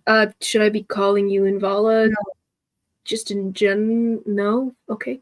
You can call me what you like. But it's nice to meet you. I'm Jas Yerven, son of Lord Kai, sort of. Well, son of Captain Siobhan, and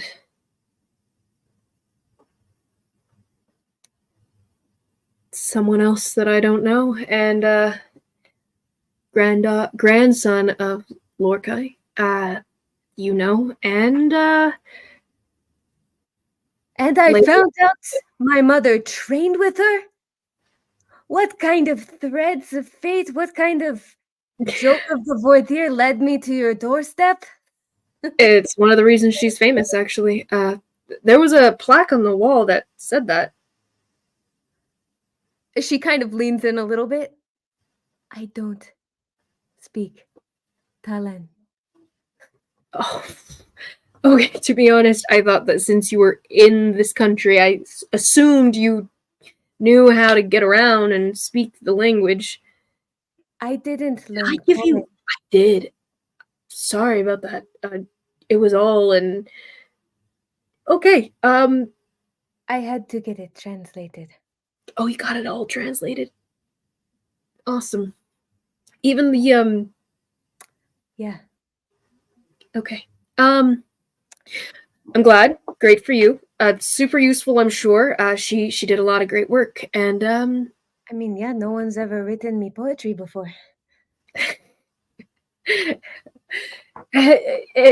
he's like, I mean, and he's kind of just trying to like figure out what to say to that, and you hear, okay, if you two lovebirds are planning to come back inside anytime soon, we can probably start making more plans, you know.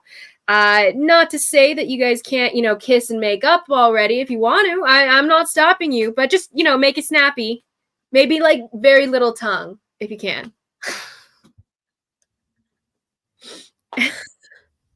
And he goes, "Shut up! Why are you like this?" And she goes, I'm like this because that's the way people love me to be. Even you, Jas. And he goes, I'm not the one that loves you. And there's like no response. And he kind of like looks at you awkwardly and turns around to walk inside the room. I did have something I needed to say. He turns.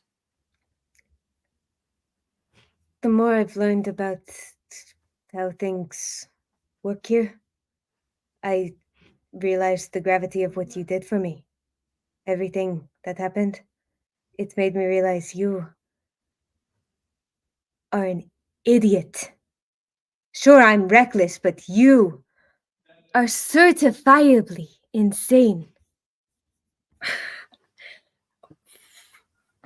You're the one who just entered a random country you had nothing to know about and started making waves in ways that could have gotten you killed. I'm pretty sure that's pretty certifiable right there.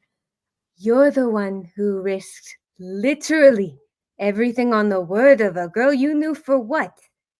2 weeks? A shaitan foreigner who had already lied to you once. Did it occur to you? It's pretty dumb, huh?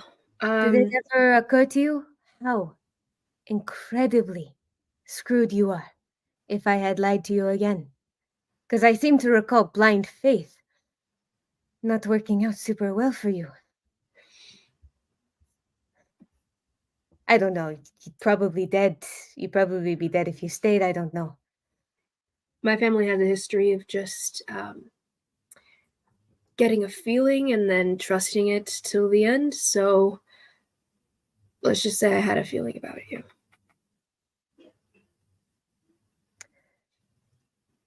A terrible idea. Starting like to take steps to pass him to head back in. Really bad idea. I'm a lot more trouble than I'm worth. And he goes, that's not what my feeling said. As you kind of pass him by, he doesn't, he says it low to you as you're kind of like right in front of his face, and he doesn't even move out of the way to like give you space to move. He lets you move around him, past him in the door as he says that. And he goes, and I was right. As you kind of step into the room and he steps in after you. Who's the heretic now?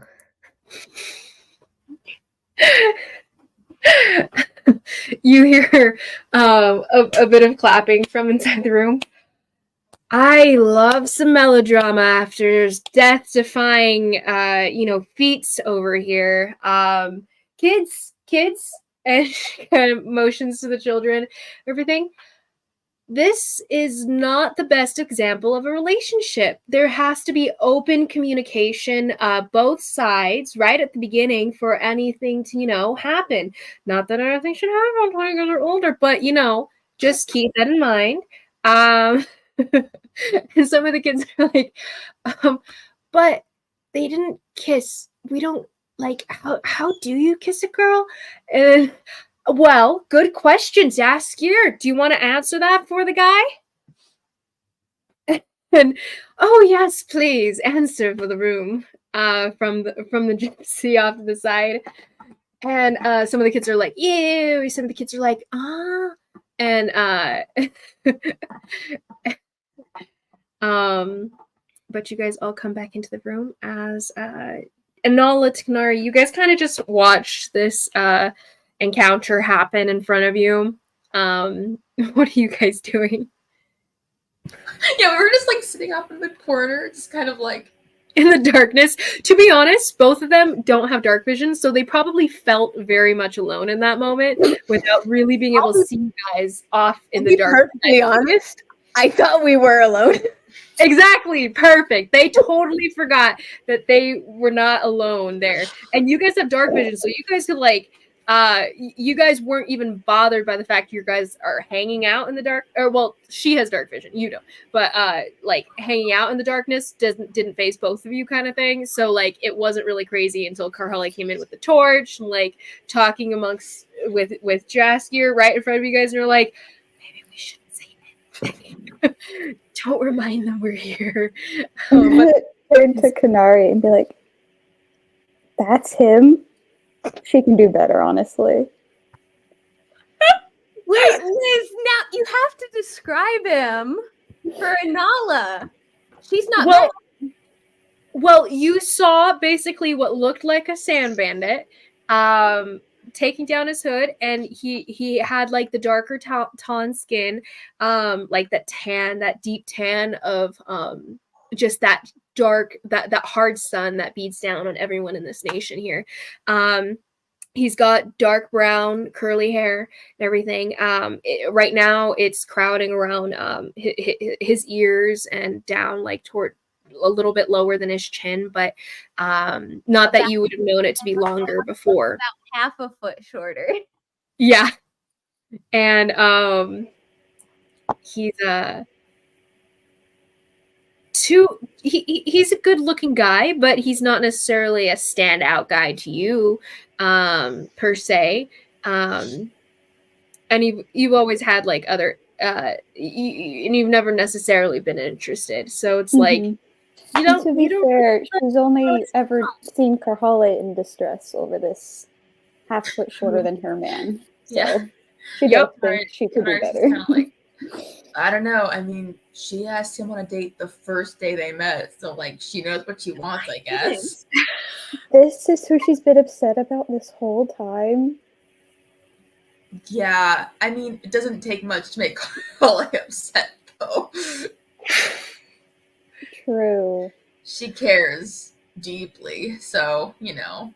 I just think he needs to care about her deeply, and that'll fix the problem. No, Inside was the that too far? No, maybe they should just make out and get it over with, and then she'll realize. You guys can It's not hear for her.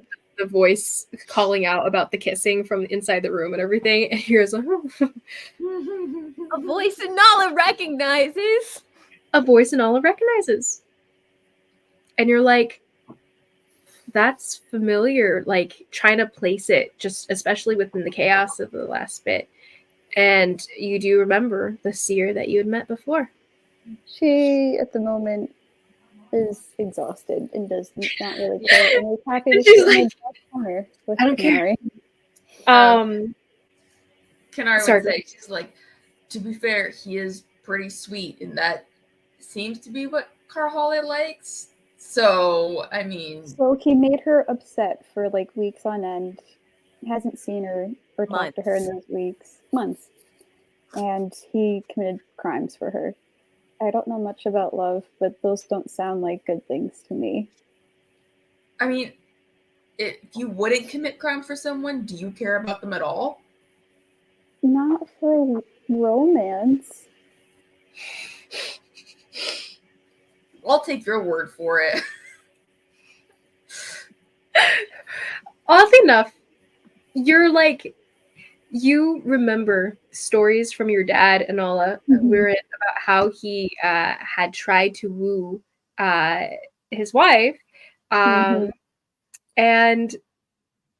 there were a lot of times, like in this conversation, you being like, crimes for romance and stuff, you remember very whitewashed like stories of like, there was no crime. He like brought her like so her family like cared about heirlooms and stuff like that, ancient things. So he would bring her like artifacts and stuff as like part of the things to get her attention and stuff.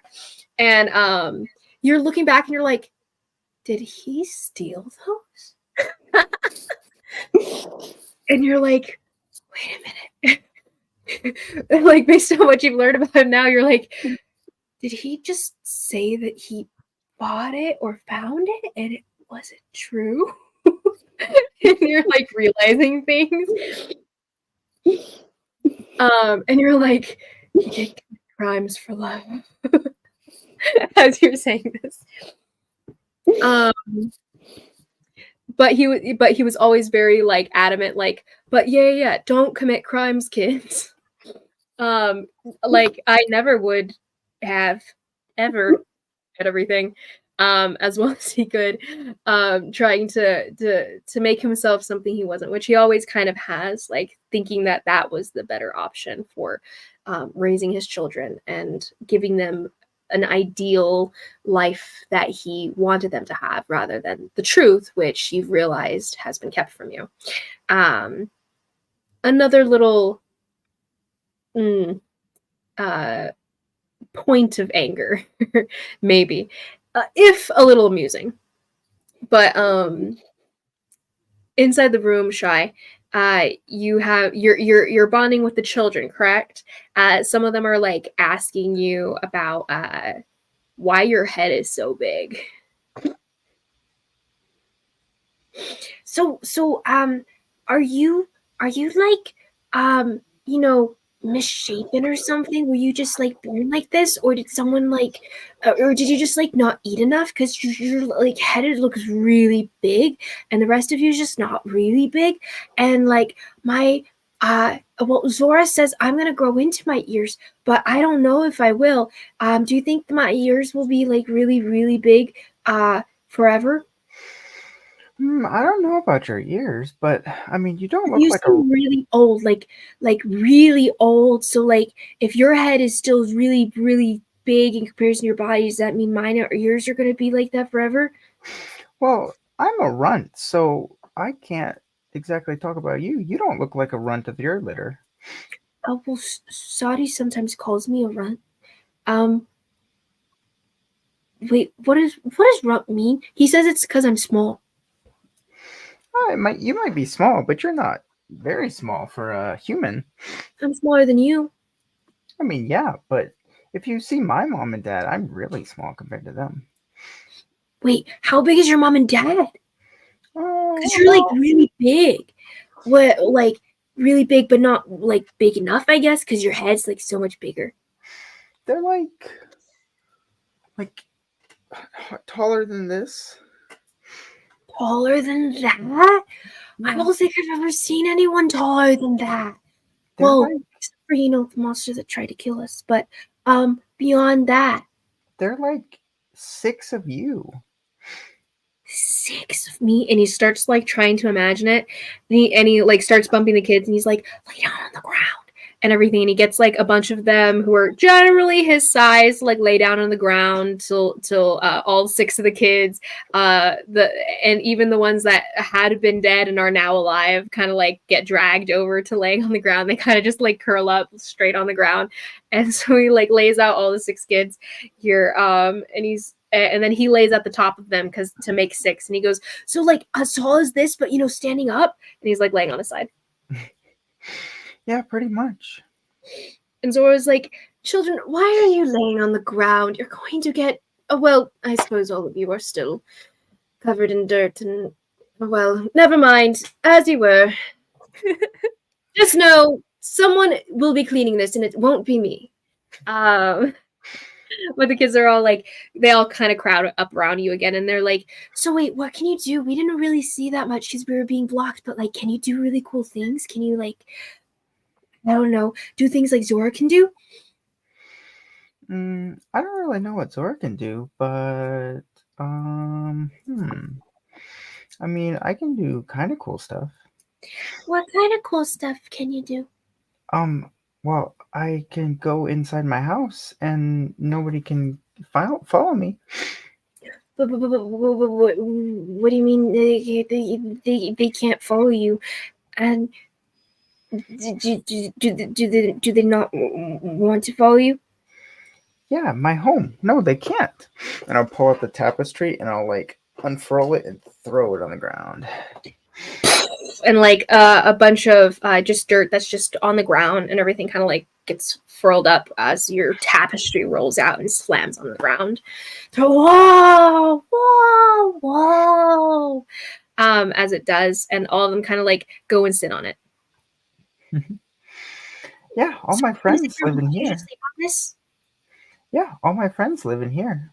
This is kind of a lame home, though. No, it's not. It's really cool, but it's kind of lame. My mom says if you don't have a roof, then it's lame. And your mom doesn't even talk anymore. That's really mean. And they kind of start fighting and stuff. And Zora's like, "Do not speak about her mother, please." If you guys want to come see, like, shush. if you guys want to meet my friends tomorrow, you can. Oh wait, are your friends? Are they like super strong, like the friends that like killed things just now? That killed the blue guy? I mean, some of my friends could definitely kill all the blue guys. Can you show us? I want to see. Yeah. But right now we need to take a nap. But after we take a nap, then we can. It is so late. The 2 kids that laid on the ground that had been dead and are now no longer and back alive again and stuff, they are out. They lay down and they passed out immediately. The other kids are like pretty much like all of them are in that goofy stage of like barely awake but still like energized because of like the chaos that just happened. Yeah. And all of them kind of just like jittering around you, but you know that they'll like crash in like another 5 minutes, 10 minutes once things kind of like settle down even more. Yeah. Question. And they're like, okay. Sorry. No. Finish your interaction. Oh, they're like, wait, do we have to nap now? I think we have to nap now. And then, but napping now would be, we don't know if they're going to come back. And they'll just kind of like arguing about whether they want to sleep or not. I was just going to ask, like, when you said Hong Wanju was there earlier, but he went down a tunnel. Was it not this one he went down? into it? Do you ask?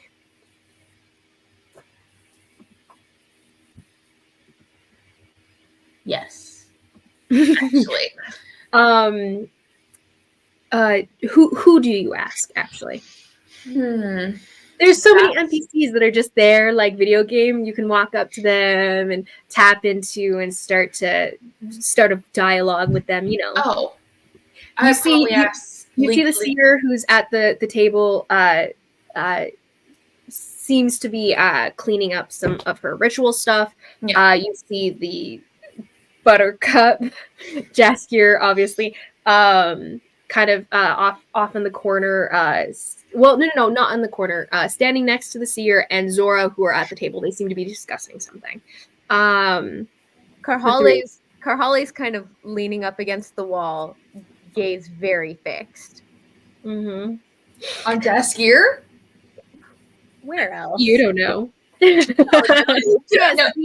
actually, Isabel knows. Her gaze breaks just for a split second when you enter the room and shoots you the tiniest bit of a glare. Mm-hmm. And back to where her gaze was. She can't see that. Also, Konari doesn't fully enter the room. She kind of like hovers at the door. But that's still, you know.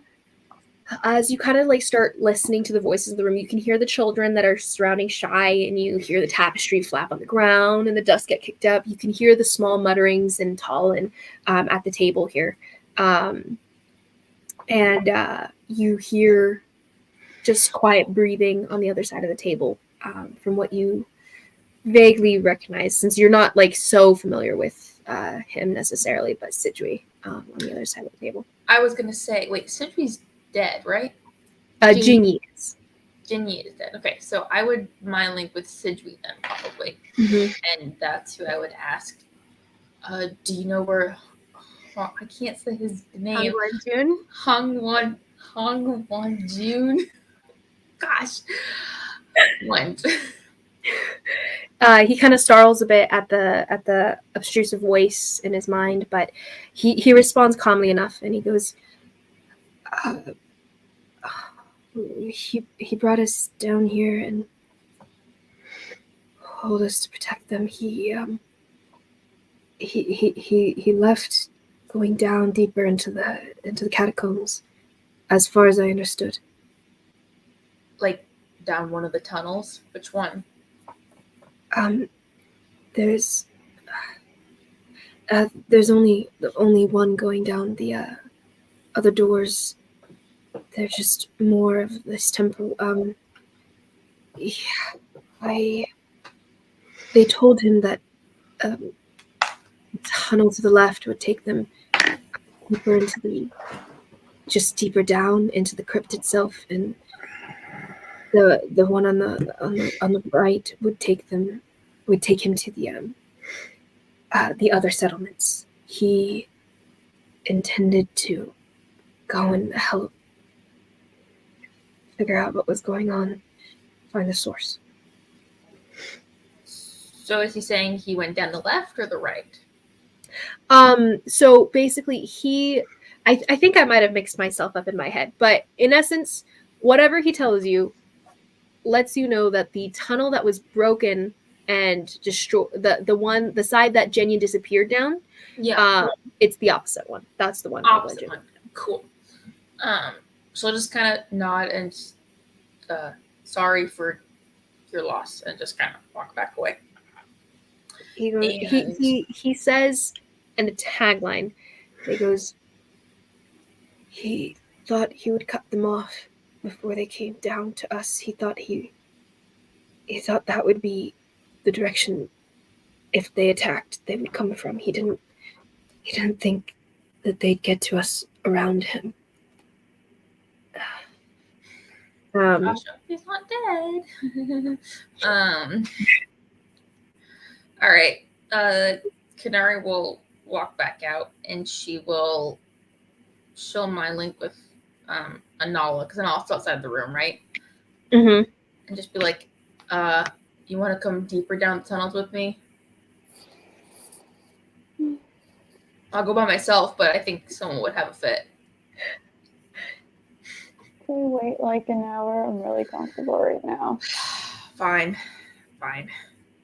Sit back down. So do you guys take a short rest then, as you guys are all chilling here? I will drink the potions he gave me. Cool. So you have a regular healing potion, so 2d4 plus 4, and then a healing draught, 1d4 plus 2. She really said, I got connections. I got that sugar daddy potions. No. I guess Immediately I'm no. going to Also, those numbers right over my head. Well, a long rest, you recover half of your Yeah. hit But we dice, haven't long right? rested yet. Not. No, I Do you know guys that's what I was long saying, rest now? I don't think we should, can we? I don't know if we really should either. We're really rough looking. What are we gonna do when we get up to the surface? And I don't know. And keep in mind I that think we should, but Zhen Yin, from what you guys have seen of the Oni in general, is that Zhen Yin is regenerating every few seconds. Like, he is probably going to be back to full health again soon. And without a short rest. Like, he doesn't have to rest for that kind of thing. So, like, if you guys end up encountering him again and stuff, he'll be at full. Yeah, I figured as much. He's not that like difficult if we all hit He's him at the time. he's not that bad if you guys are all able to hit him. Assuming you guys can get past like chains that are holding you back and stuff like that, you know. Those chains are annoying as crap. Oh yeah. Can I didn't realize he was. I should have just hit him right off the bat. I didn't realize he was regenerating and then would want to run away. Can I real quick say to the seer, I was attempting to block off the undead that's coming to the surface. I blocked them off on one of the bathhouse exits. I was hoping to get Pretty to good. the Pretty good. We saw that on the way back down. So that was your handiwork. That's pretty impressive. Really? I mean, I can't do it. I mean, I can't bring people back from the dead. Well, that's where I come in then. But thanks for that. It made it a lot easier to get it down. And I assume you guys were the ones that killed all those zombies? And set them on fire. I had a feeling about today, to be honest. I told the Buttercup that I felt like we were going to meet some new friends, but to be honest, I thought I was thinking about the zombies, but I felt that sometimes the signals get mixed up like that, so... but I'm glad it was you guys. And while I said the stuff about raising the wall of stone, I definitely was not looking at her when I said that. When you lock eyes with Jaskier, he was already looking at you. I was trying to like read his face for about the... Yeah, it's one of those moments where you kind of your eyes dart up to look at him to check his like expressions and stuff, and then you lock eyes and you're like awkward, and you look away. No, I would have held it. I wouldn't have looked away. He looks away after like 3 seconds, but he does look away. I was trying to read his expression on the whole. I raised a 30-foot wall of stone thing. He does not react. He just kind of takes it in stride, apparently. Interesting. He's been traveling with a magical individual, worshipping a god that's like against his god, at least based on what he's been raised to believe and stuff. He's kind of like far gone down that heretic road at this point. And plus he just like spent a lot of time with the druids apparently, so but she goes, well, what Zora tells us And the gypsy, please. We have the handles for a reason. And she goes, yes, the gypsy.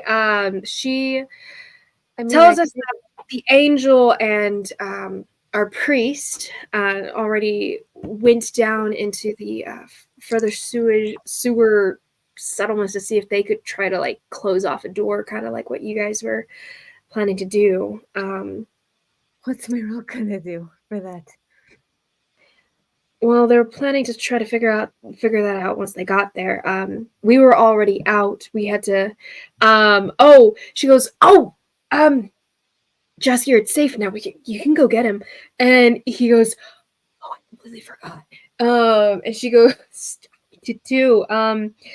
Just tell him that we totally fought a battle and he wasn't waiting for no reason. And he goes, yeah.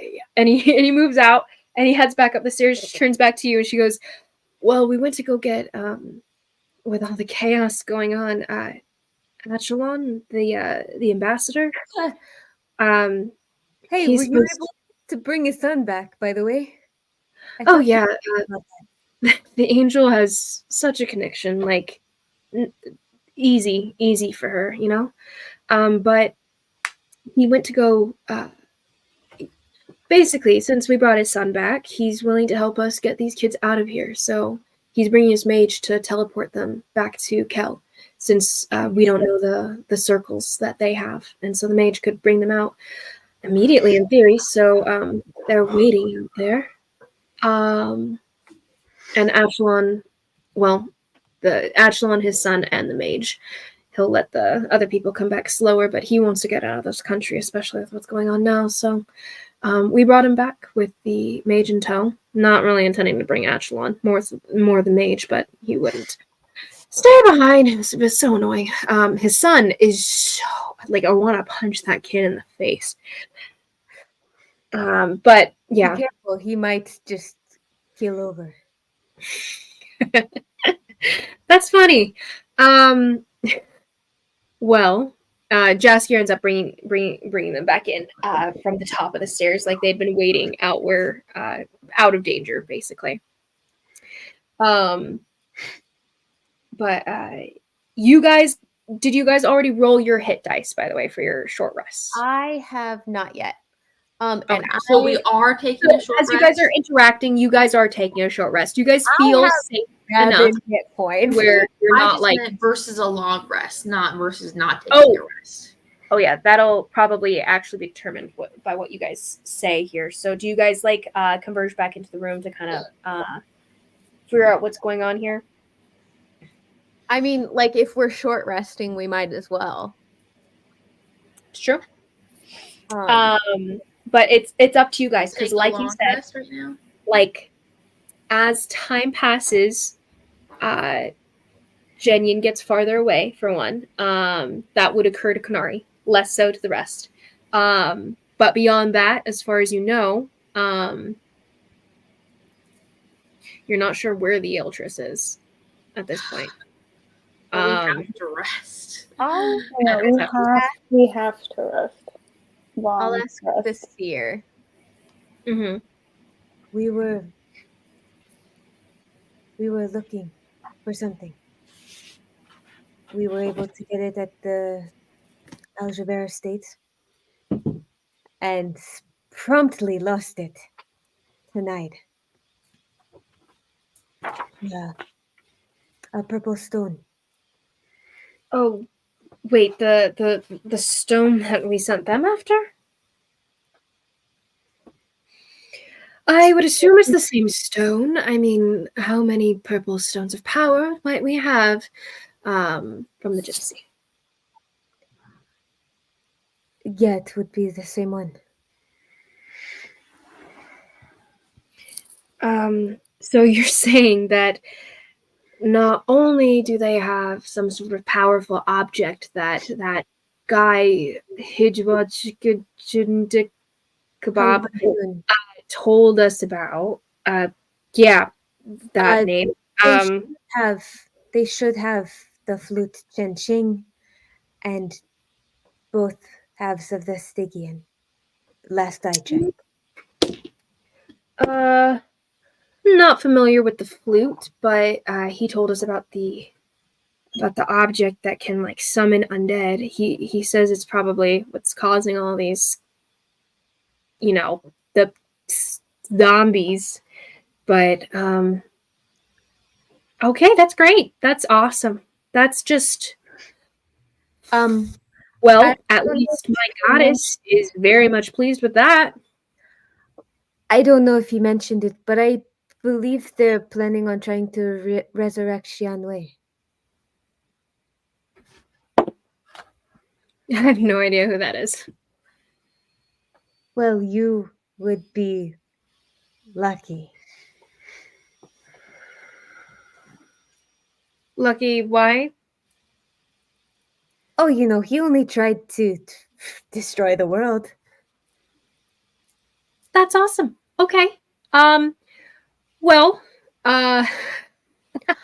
she kind of turns around and starts to like pace a little bit, shaking her hands out, like just nervous energy and everything.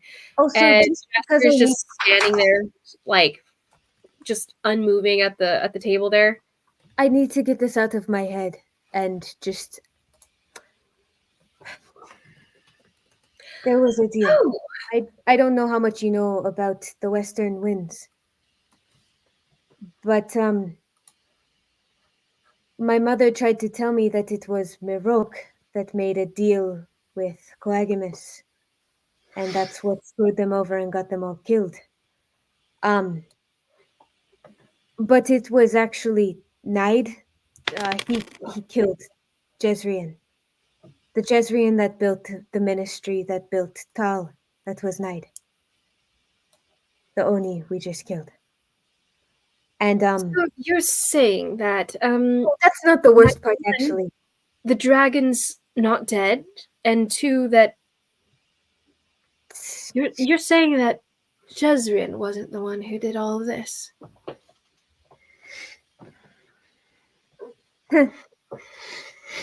Yeah, no, that's exactly what I'm saying. Oh, that changes things, doesn't it? And the seer and her both kind of nod, like solemnly in just awe.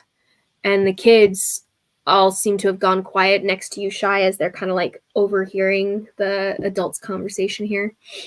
And they all kind of like start muttering to each other, and they're like, Jezrien, like, honored Jezrien isn't the one who... And like all of them just whispering about that, and it seems to like have a big impact on the room at large, even Jaskier. And yeah. To him, I would say, I didn't know. When I saw you last, I didn't know. I would have told you. Not that you would have believed me at the time, but I would have. I was about to say, I don't think I would have believed anything that you'd said, but... Or maybe I would have. I don't know. So you're saying that all of this is a lie, created by the creature that we were trying to feed the kids? We being him. Someone once told me that you would be surprised how many people in power are just an Oni. These guys. Well, that's disconcerting. And a muttered, tell me about it, from Jaskier.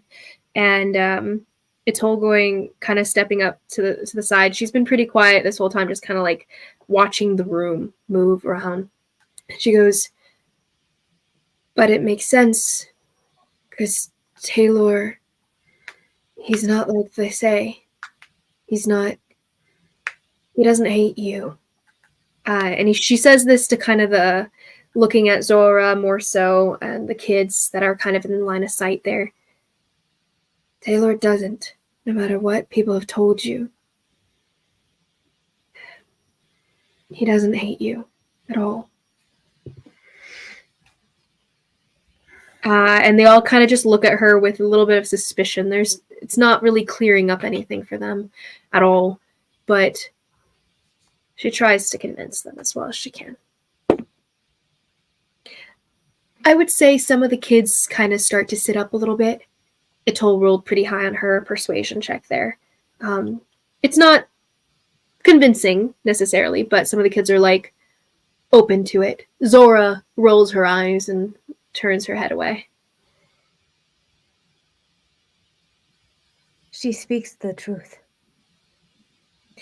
Well, perhaps it's her truth, but it's not ours. The one we live every day. And the one that's causing us to leave our home. I mean, it's not like it really matters anyway. Taylor's dead. Yes, I wish he were. I mean, he might be, but his faith certainly isn't. And she just kind of chuckles bitterly. The seer kind of looks at you guys with a little bit of like confusion, furrowed brow, but like a bit of open puzzlement there. That be as it may, whatever. Okay, so what's the plan? You were saying something about. And then at that point, Jaskier comes back with the little party of weak human individuals. And you guys are immediately greeted with a, but I don't understand why we had to wait so long. So annoying. And an older voice going, I don't agree with being treated as such. I'm a very important man where I'm from. And Jaskier, yes, whatever. Just come on. We'll get you out of our hair as soon as we can. Just leading them down here.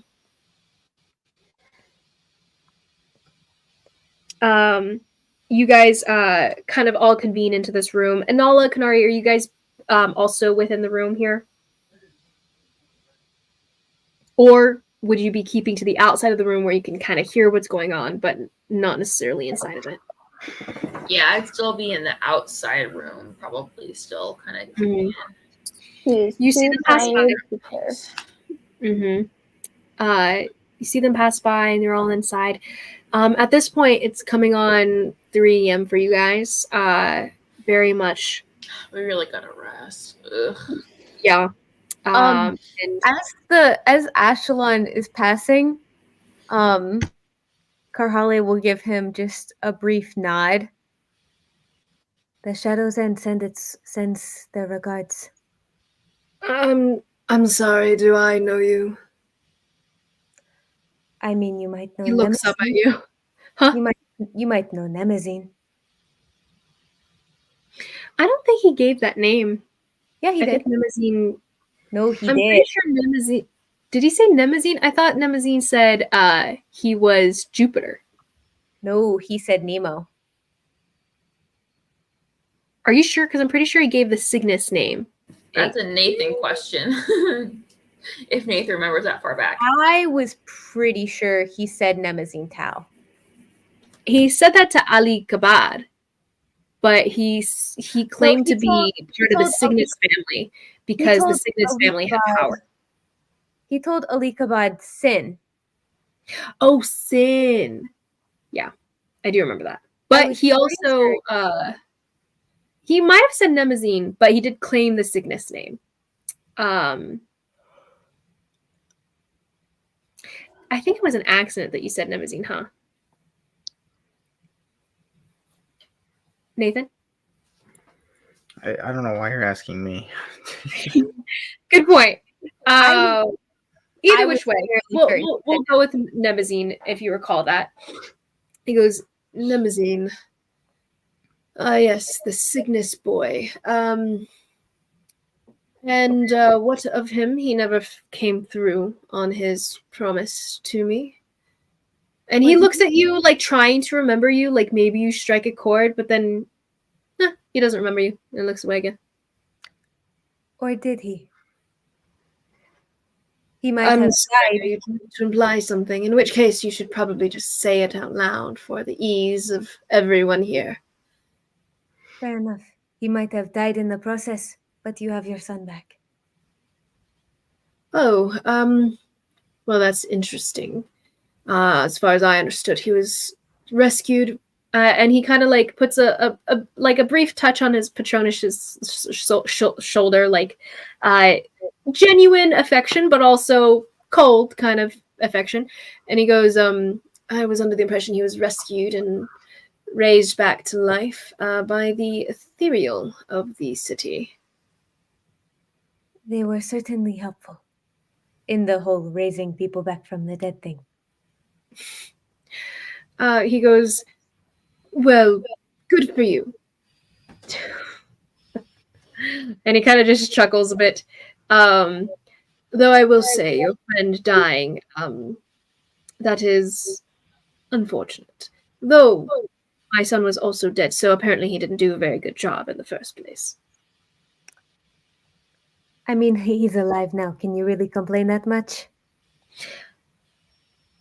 Well, yes, I can. It was very emotionally straining on my nerves. I will remember that for a long time. You're emotionally straining on my nerves. Have a good day. He kind of scoffs as you move away from him. And he just kind of stays there above the room in his mind.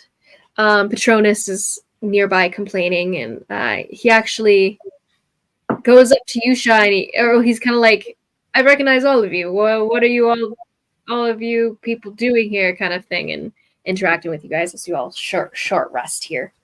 But I think with that, we can start up next session with you guys discussing whether or not you'll take the long rest here.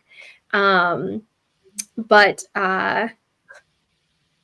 as we end, Konari on the outside of the door, still reverberating from the encounter with Zhen Yin, Anala standing next to her, shy, waiting for his tapestry to possibly open soon, and interacting with the children, Zora, Jaskier, Karhale, the Seer, Atoll, standing around the table with Jonas, and Achelon re-entering the room with Jaskier at their head. And we'll start up there from next session. All the NPCs. All the NPCs. But yes, it's okay. I do this too. But yeah, so we shall. Oh, and Sidgwi and Dead Jingy on the side of the table, unfortunately. Ouch. You know. Oh yeah, so we will end there. As soon as he was back in the room, Karhale found her side on the side of the room that he was in. Aw. Nice. So we'll end there and take up from a war room conversation, probably next session. Every time. I forgot that had happened. Anyway. So weird.